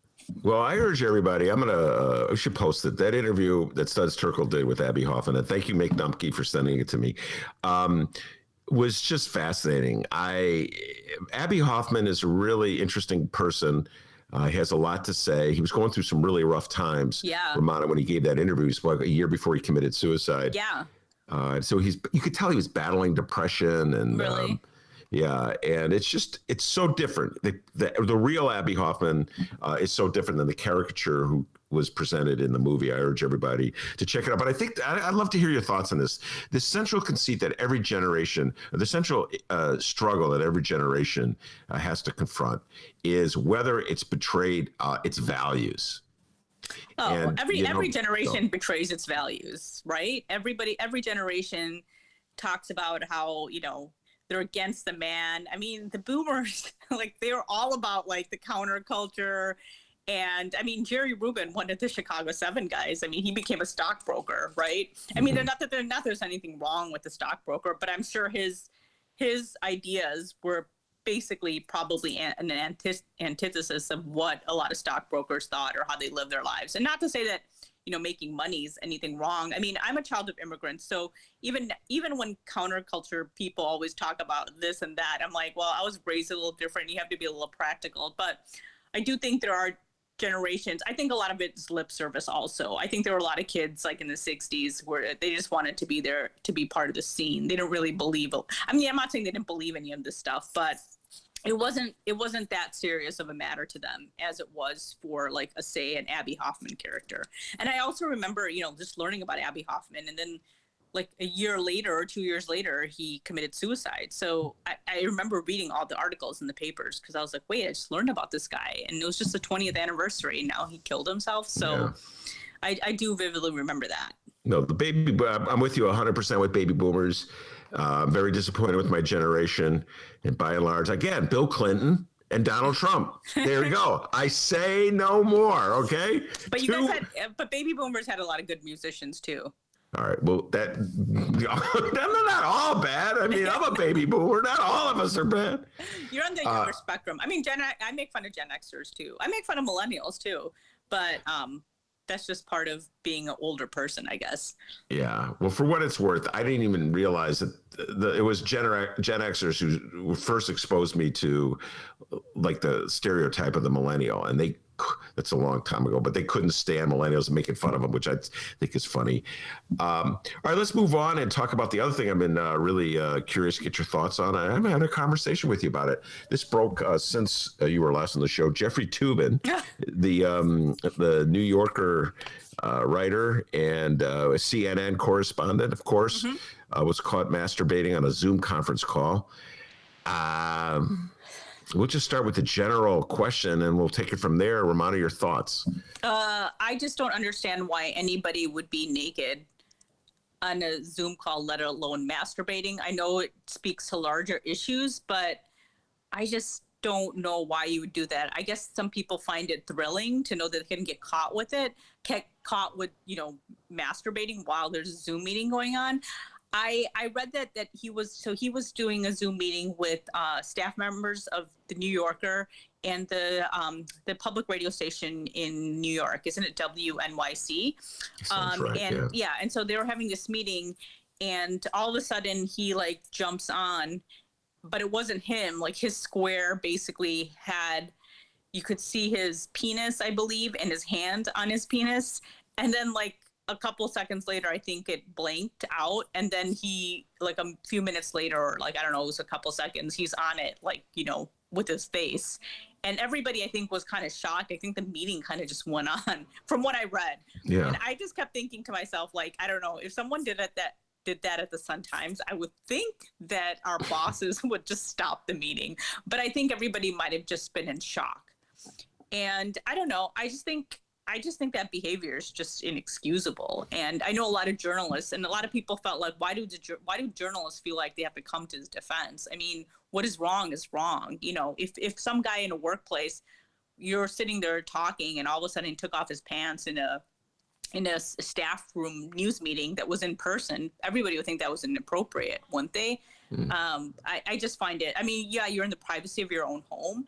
And there's been times, Mick makes fun of me while I'm running out of the shower and I'm on my work, on my computer, but I have a towel wrapped around me and I'm not on a Zoom meeting. I would never go on a Zoom meeting just right out of the shower. I always make sure I'm have my clothes on. And this is different than some guy. I know a lot of guys and a lot of people are wearing a shirt on top and then they have their shorts, or even if they're wearing their underwear, boxers. I'm not talking about really Speedos or anything like that, but that's okay. There's been news reporters, I think a lot of guys, anchors, by accident, they stood up and they're wearing their shorts or boxers. That's completely different than actually having your naked penis out there.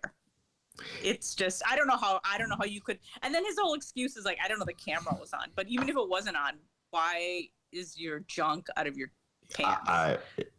I'm with you 100%. Now, let me ask you this. Do you think he should be fired? I think, don't you think he would have been fired if it was in a board, if I had a news meeting and some guy just pulled it out during a board meeting or a newsroom meeting, wouldn't the guy get fired? Yes. So what's the difference? He knew that there was a meeting going on. So why were you exposing yourself? Yeah. So I'm not sure. I don't think I think it's a fireable offense. I am with you. And it's funny. There's so many issues here, but one of the fallouts is like everything else in this country, it has a political edge to it. So it becomes a political issue. Liberals have an attitude versus conservatives. Jeffrey Toobin is largely a liberal. He's classic liberal. Yeah. And he just wrote a book very critical of Trump, which is a bestseller. So liberals feel compelled to defend him, or some liberals do, and conservatives are castigating him. And I'm reading this stuff, Rummana, knowing that if the roles were reversed and he was a conservative writer, they would just be playing their part. Are people incapable of like making a decision that is not somehow or other influenced by what team the person is on? Exactly. And I don't agree with that. And I've told you that before. I think just because you like someone and you like their views doesn't mean that they can't be held accountable for wrongdoings that they do. And, you know, Louis C.K. was such a popular comic at one point, and the fact that he like just started like, you know, jacking off, sorry, can I say that, or masturbating. It's a podcast, you can say anything you want. Or masturbating in front of these two friends that he had. I mean, that wasn't acceptable. And so I just think that kind of behavior is unacceptable. I think that, you know, I don't know, I don't think any woman would want that happening to her in person, you know. So the fact that it's like, the fact that you're just doing it at your home, you can go and do that in your home after the Zoom meeting's over. I don't know if that's what you get your kicks on, but clearly he gets his kicks knowing that everybody can, you know, there's potential that someone could be watching him. So I don't know. I think just it doesn't matter what that person's political angle is. I think it could be seen as a fireable offense. I'm with you on that one. And one of the bizarre ironies of it all, Jeffrey Toobin, I think his first noteworthy book was about O.J. Simpson and the O.J. Simpson trial. And he was very critical of the prosecutors and critical of the jury, and obviously felt like many Americans that O.J. Simpson got off.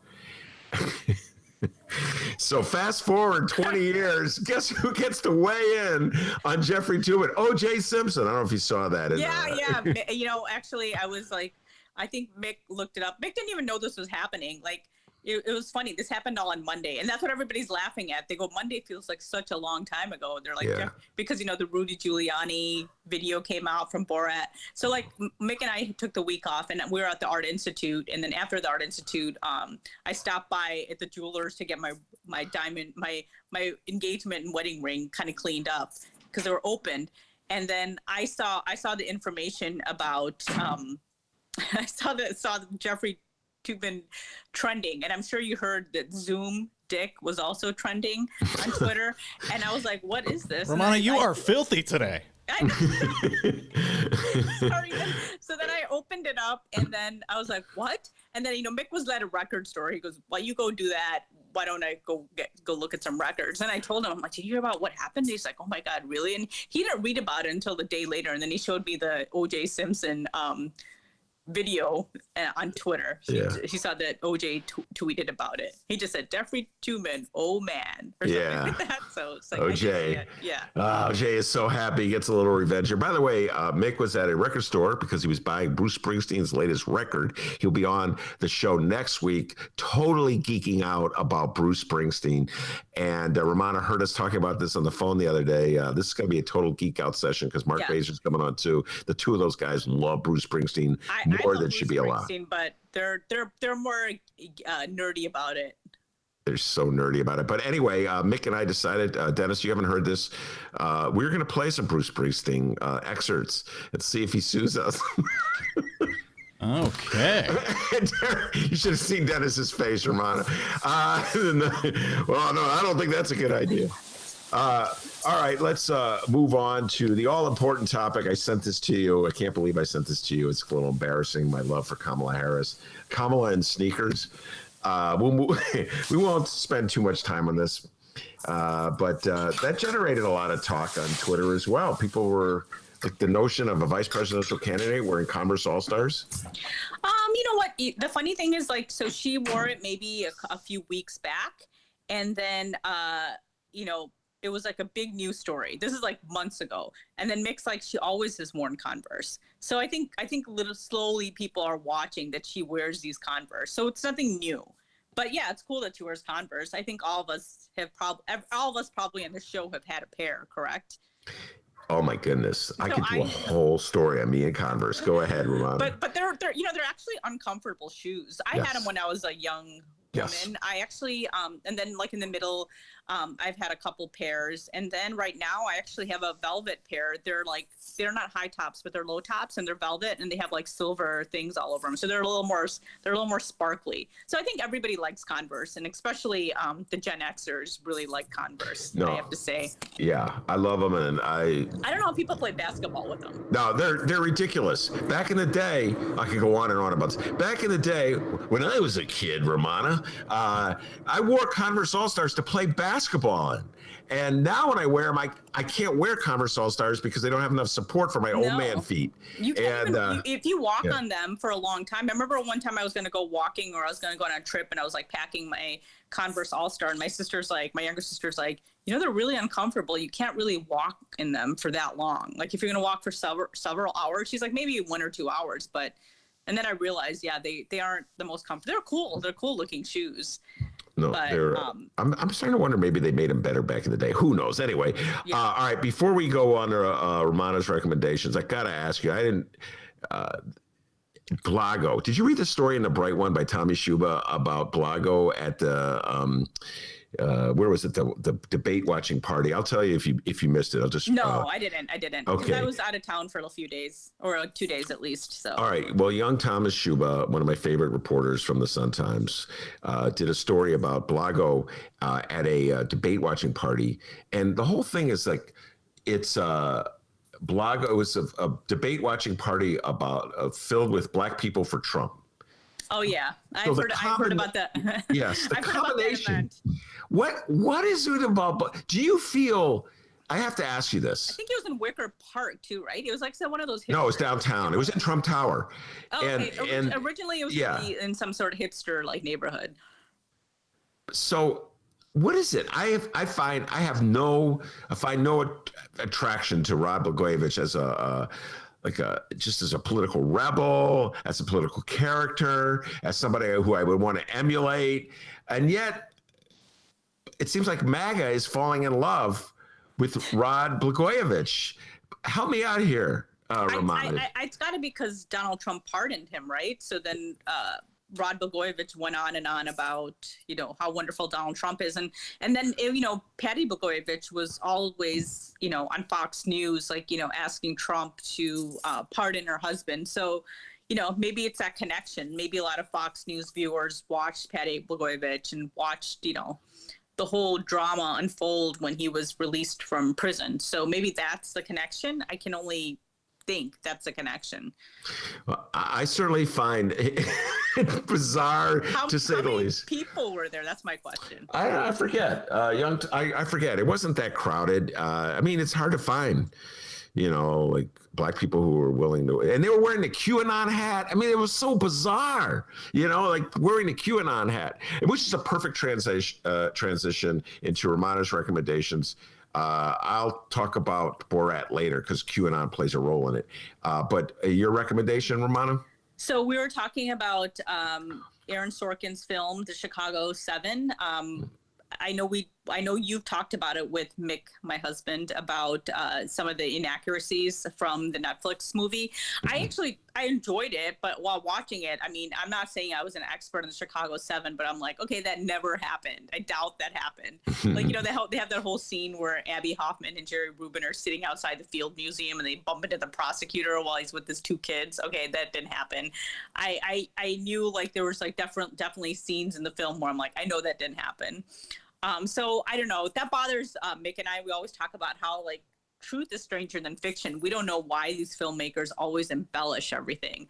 The prosecutor in the case never stood up out of respect for all the the men that were killed in Vietnam. So, it was entertaining. But then, I told you a couple weeks ago, I mentioned to you how I saw a movie in high school about the trial. And so what's interesting is that I got a tweet, a guy, one of your listeners, and one of my Twitter followers, I'm sure he follows the Ben Joravsky show on Twitter as well. His name is Donald Lewis.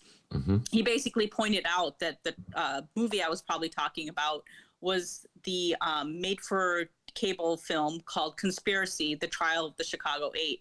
And the movie is I'm going to go rewatch it because it's on Amazon right now. and it was made in 1987, so which makes perfect sense. And I bet we watched this on the 20-year anniversary of the 68 riots. So he said that, basically I was reading about it, and this movie is basically more realistic, and it's all taken off of the transcript of the actual, court, the actual trial. So I think I want to rewatch that again. I would recommend that to everyone. I definitely want to watch that movie. I missed it. I thought you were talking about a play, but it was actually a movie. So I thought it was like a play that they videotaped, but now that I think about it, it was probably the reason why I probably thought that was because I think the whole movie is based inside a courtroom. There's like no scenes of like, these like yippies or hippies, out and about, in Grant Park. I think it was just all in the trial. On the trial. I've talked at length about the Chicago 7 movie and all the inaccuracies. I wrote a story about it. I'm probably going to have another interview next week with somebody who was very active in the political movement back in the day. But I happened to read an article by Jerry Rubin. I don't know if they were married, either his lover or his wife. But she was with him at the time. They were dating. And it was, her name is Nancy Kirshen. It's in Counterpunch. And if everybody's into this, I recommend that they read this article because it gets into sort of how the movie distorted the people, the actual activists. But one thing that I was stunned to learn is that event when that moment where they confronted Schultz, that's his name, Richard Schultz, the prosecutor. I thought that was made up, just like you. It turned out, according to Nancy Rubin, that it's true. I'll read it to you. Oh, really? Oh, okay. Yeah, I'll read it to you. But it's based on something that's true, and for whatever reason, Sorkin felt compelled to alter it. This is the part that really drives me nuts. It's like they just can't let the truth be the truth. You got to distort it. So here's what Nancy wrote. I have it in front of me. I recall Abby Hoffman's wife, Jerry, and I escaping to the Museum of Science Industry, high on what was then an illegal substance, when we bumped into Schultz. Abby called him out as a shanda for the goyim, which is Yiddish for affront of the white Anglo-Saxon establishment. He did not wish us a good day. So that just sums it up. In the movie, go ahead. So I had no idea that really happened. I was like, that's no way that happened. So I made that up. I was just like, that can't happen. But I was with you though. When I saw it, I go, no way. No. Yeah. But okay, so they had it. You can't just let it be what it was. Yeah. They met at the Science and Industry Building. He switches it to the Field Museum. It's the little things. Why you got to switch it? And then you know what? Just that's actually a better story about them using the Yiddish words, I would think. It is. It is. And Abby Hoffman was always taught. Abby Hoffman was Jewish. He spoke Yiddish, and he was always taunting the Jews on the other side.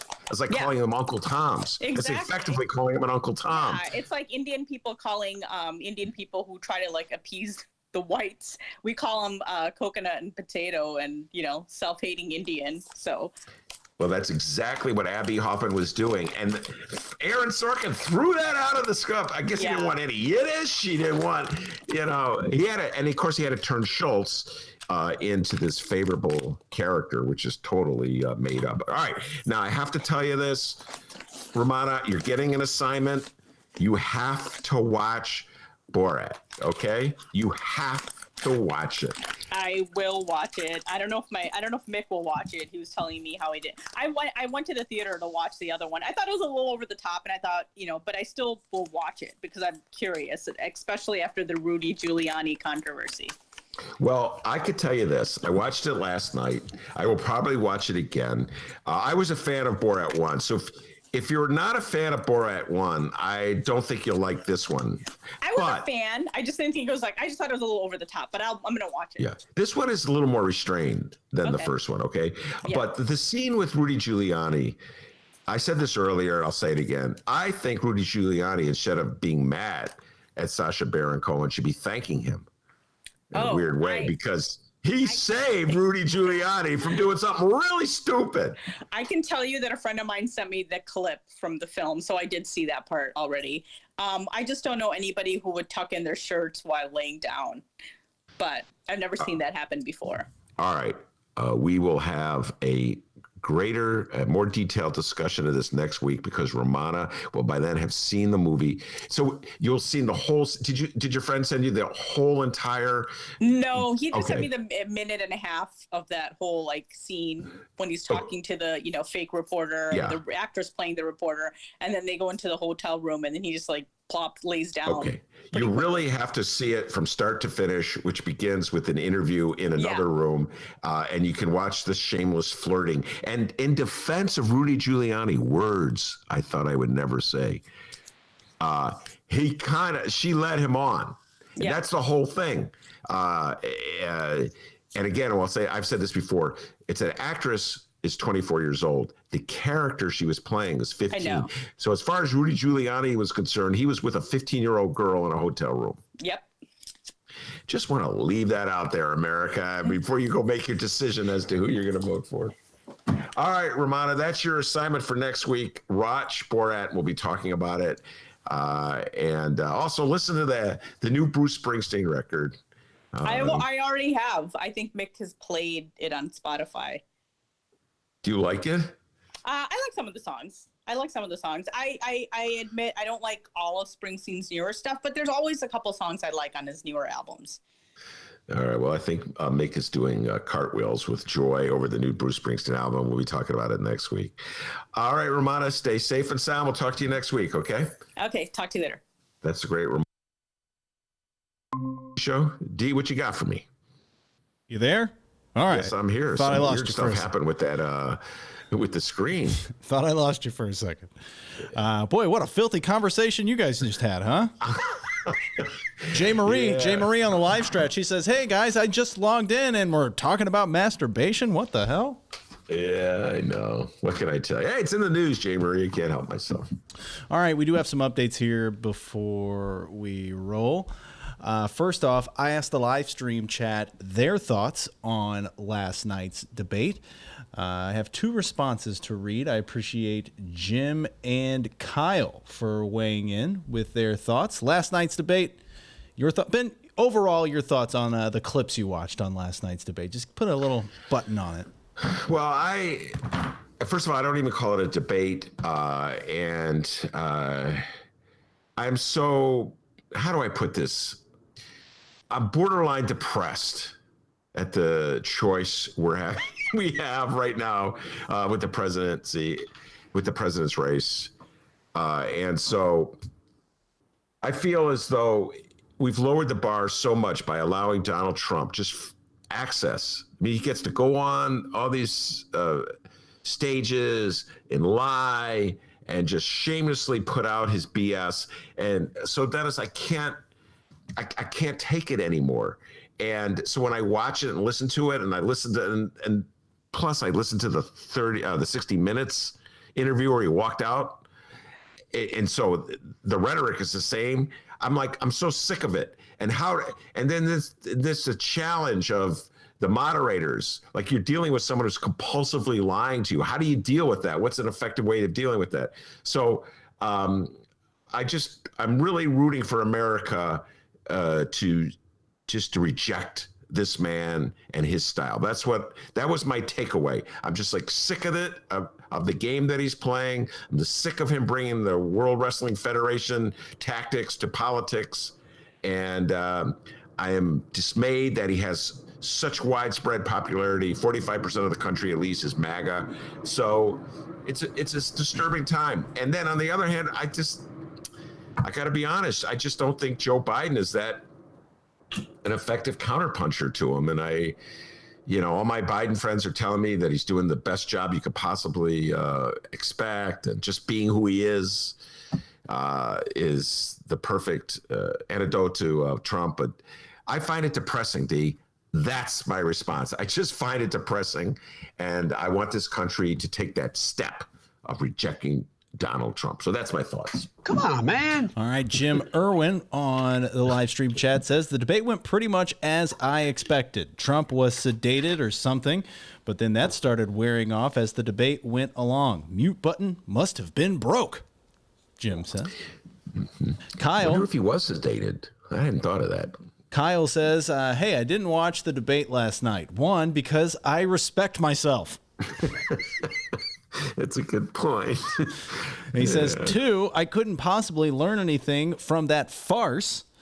And three, I'm a week behind watching the G1 climax, so I'm catching up. That's Japanese wrestling, Ben.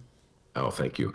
Thank you for that. I needed that. I agree with basically everything Kyle said there, except for the G1 wrestling. I was watching Borat, and Kyle, I urge you to go watch it yourself. I think that in many ways, a very insightful movie about where we are in a country right now. And we'll be talking about it a lot next week. I just got to let people get caught up and watch it. And by the way, one more time, Sergio Mims and I were having a conversation about Borat and the Chicago 7 conspiracy movie. We'll be doing that at about 4 o'clock, and we'll drop it on Saturday. Correct, D? That's correct. Yeah, thank you, sir. I'm also, I need to catch up on the G1 climax as well, Kyle. All right. Before we ride out of here for the weekend, it is time to step into the Illinois Conservative Conspiracy Corner. Oh, my God. And sadly, it seems like the Pritzker Sucks movement is growing stronger in Illinois. The magic number is 11. We're 11 days until Election Day. Positive COVID-19 test results have risen, meaning more mitigation efforts are taking place across the state. And the following email comes from the overly concerned citizens of the Milton Township Republican Organization. Ben, you tell me, but I think they may be going a little overboard here. The email says, please vote early. Many Republicans like to vote on Election Day, not this year. With Governor Pritzker putting new COVID-19 restrictions on predominantly Republican counties, we are anticipating an Election Day surprise, limiting the number of voters in a polling place. The Democrats know that Republicans like to see their vote counted, as opposed to the Democrats who have voted by mail for years. This is a way to further suppress the Republican vote. Don't let this happen. Vote now. Wow. That's what they call projection, folks. That's wow. I don't even know. Where is Milton Township? Do you know, D? I'll look it up. I mean, that's just projection. There's so much wrong with that. Like, Democrats been voting by mail more than Republicans for years. Voting by mail, this is like kind of a new thing. And by the way, the Republicans won by the vote by mail in the congressional race in California. A lot of Republicans are voting by mail. It's like a balancing act that Trump is doing and trying to discourage people from voting by mail and make people think it's a fraud. He's on one hand saying, Trump votes by mail, by the way. Milton Township Republicans. Oh, we didn't know that. I'm a Republican from Milton Township. I mean, there's so much wrong with that statement. It just shows you where we are. And then, like, Pritzker's picking on Republican counties? Man, we got Pritzker and Lori Lightfoot in Chicago. You got nothing to complain about, Milton Township, wherever you are. Does the mayor of Milton Township? I don't even know what township has a mayor. Milton Township in DuPage County, around Wheaton, Lombard, Carroll Street. All right, Milton Township in DuPage County. Does the mayor of Wheaton say, I'm going to lock you up? Huh? I don't think so.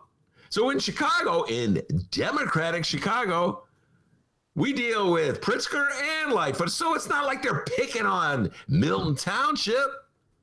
It's like J.B. Pritzker's like, let me think this out. I know what I'll do. I won't let people dine in Milton Township, and that will discourage people from voting. You're freaking making it up as you go along, Milton Township. You're projecting. The only hope Donnie Trump has to win re-election is to suppress the vote in the states of suppress the black vote in the states of Michigan, Wisconsin, Pennsylvania, Florida, North Carolina, Georgia. He's made it clear. He's transparent about that. So now Milton Township, it's like, what we're going to do is pretend as though J.B. Pritzker is trying to repress the vote in Milton Township. They don't suppress the vote in Milton Township. Milton Township. What a bunch of jokers, D. All right. Don't expect a live show from Milton Township anytime soon from the Ben Joravsky Show. Oh, by the way, Frank weighed in. He said he fell asleep during the debate. Frank, watch Borat. Watch Borat, Frank. You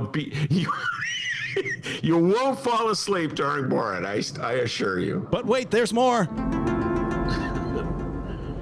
Republican state representatives from southern Illinois are on the road. Remember, we talked about this a while back, Ben. They're on a bus campaign.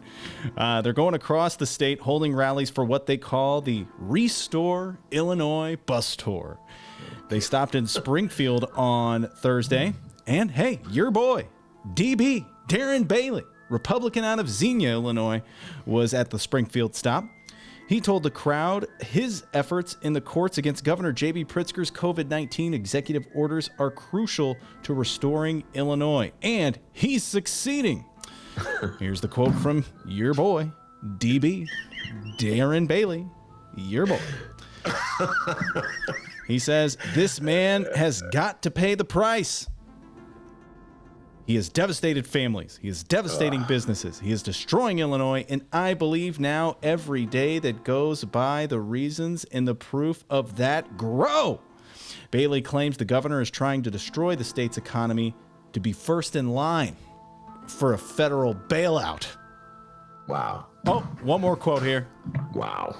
One more quote. Yeah. Who's going to feed those hogs? I thought that was coming. Hey, DP, I'll believe you worried about the federal bailout for Illinois when I see you stop taking federal money for farmers. Okay, DP? Until then, I don't want to hear about it. Republicans love taking money when it's going to them. But when it goes to somebody else, they don't like it so much, right? You got Kenny G spending millions of dollars to fight the fair tax, so he pays less in taxes, right? But then he's like teaming up. Oh, Lori Lightfoot's right, because she's going to fire some garbage truck workers. So come on, Republicans. You guys are so full of it. You can't have an honest debate with a Republican. Here's DB. Oh, God, it's horrible that the federal government would help restaurants. Horrible, horrible, I tell you. Meanwhile, he's got that big paw out for the subsidies for the farmers. Big paw out there. Yeah, those Republicans, man. Rules for thee, not for me. And finally, Kenny G. Ken Griffin. Damn, dude. What do you do now? Hedge fund billionaire Ken Griffin slammed Democratic Governor J.B. Pritzker as a, quote, shameless master of personal tax avoidance. This was in a Thursday email to his Chicago employees that criticized the governor's push for a graduated income tax rate. The email said, quote, and this is Ken Griffin, "I'm not willing to stand by as once again spineless politicians try to sell a trick disguised as a solution. Particularly not from a governor who, having inherited a great deal of wealth, has worked so diligently to avoid paying taxes himself." He goes on, but you get the point. Wait, time out. Did he mention Trump in that? Wait, let me look. No, he did not. Isn't that interesting, Kenny G? You're all up in arms about people who inherit money. Donnie inherited money. Why don't you bash him? You're all up in arms about people who dodged the tax man. Donnie dodged the tax man. Why don't you rip him? Huh? Isn't that interesting? One more time, ladies and gentlemen. I don't know if there's a Republican in America these days who has principles. It's just tactics in a fight. Oh, and I guess, since we did talk about that, Ken Griffin kind of ripping on Pritzker for the fair tax. That was a fair tax update. Fair tax update. Ben, I hear that phone ringing. Springfield politicians, they promise they won't tax retirement income if their constitutional amendment passes. But their measure lets them increase income taxes on every group of taxpayers, including retirees. I hope after November 3rd, I don't hear of you again, Phyllis. Phyllis, come on, Phyllis. Shame on you. By the way, Kenny G, it's not just kicking in do-re-mi to fight the fair tax so he pays less in taxes. I just saw this in the Tribune, D. Article in the Tribune. Let me open it up. Here we go. Page 3 of the Tribune. Alice Yin, good job. Pat O'Brien, who's running against Kim Fox, has some wealthy backers as well. Billionaire Citadel CEO Kenny G. Griffin poured in $100,000. How about that, D? He's kicking in money to Pat O'Brien. There you go. Save Chicago before it's too late. Dude, I heard he gave $50 to Phyllis. Springfield politicians. Phyllis, man. Hold on. Phyllis, stop calling me, okay? I'm sick of that commercial. Anyway, Kenny G supporting Pat O'Brien, D. Isn't that interesting? It's disgusting. All right, everybody. Make sure to check out this weekend's Benny J bonus interviews. Saturday, Sunday, and Monday. While we're away, bonus interviews for you to play. That's right. On Saturday, we're talking with Sergio Mims. He's the director of the Black Harvest Film Festival. He's going to be talking about Borat 2. By the way, Ben, way to go not doing a Borat impression on today's show. Proud of you. I don't have one. Thank That's my God. problem. Thank God. So Sergio Mims is going to be talking Borat 2 and more. Sunday, the Chicago Reader's Mike Sula is talking restaurants, food, and how the hell restaurants are adjusting to the COVID-19 restrictions. And finally, on Monday, State Senator Robert Peters. It's going to be a great interview. Go download those. They'll be available by 5 a.m. on Saturday, Sunday, and Monday. Follow us online. Send us an email. Call us 708-658-4788. Ben, let's go home. All right, very good. I want to thank Rummana Hussain, Pride and Joy of the Chicago Sun-Times, doing an outstanding job. And, of course, the man, the myth, the legend, Dr. D, they call him back home and all. I thought I'd flip it up. Give yourself a raise. Take it out of petty cash. Have a great weekend, everybody. Come on, man. Come on, man.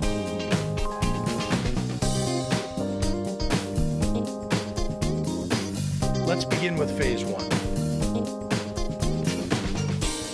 Let's begin with phase one.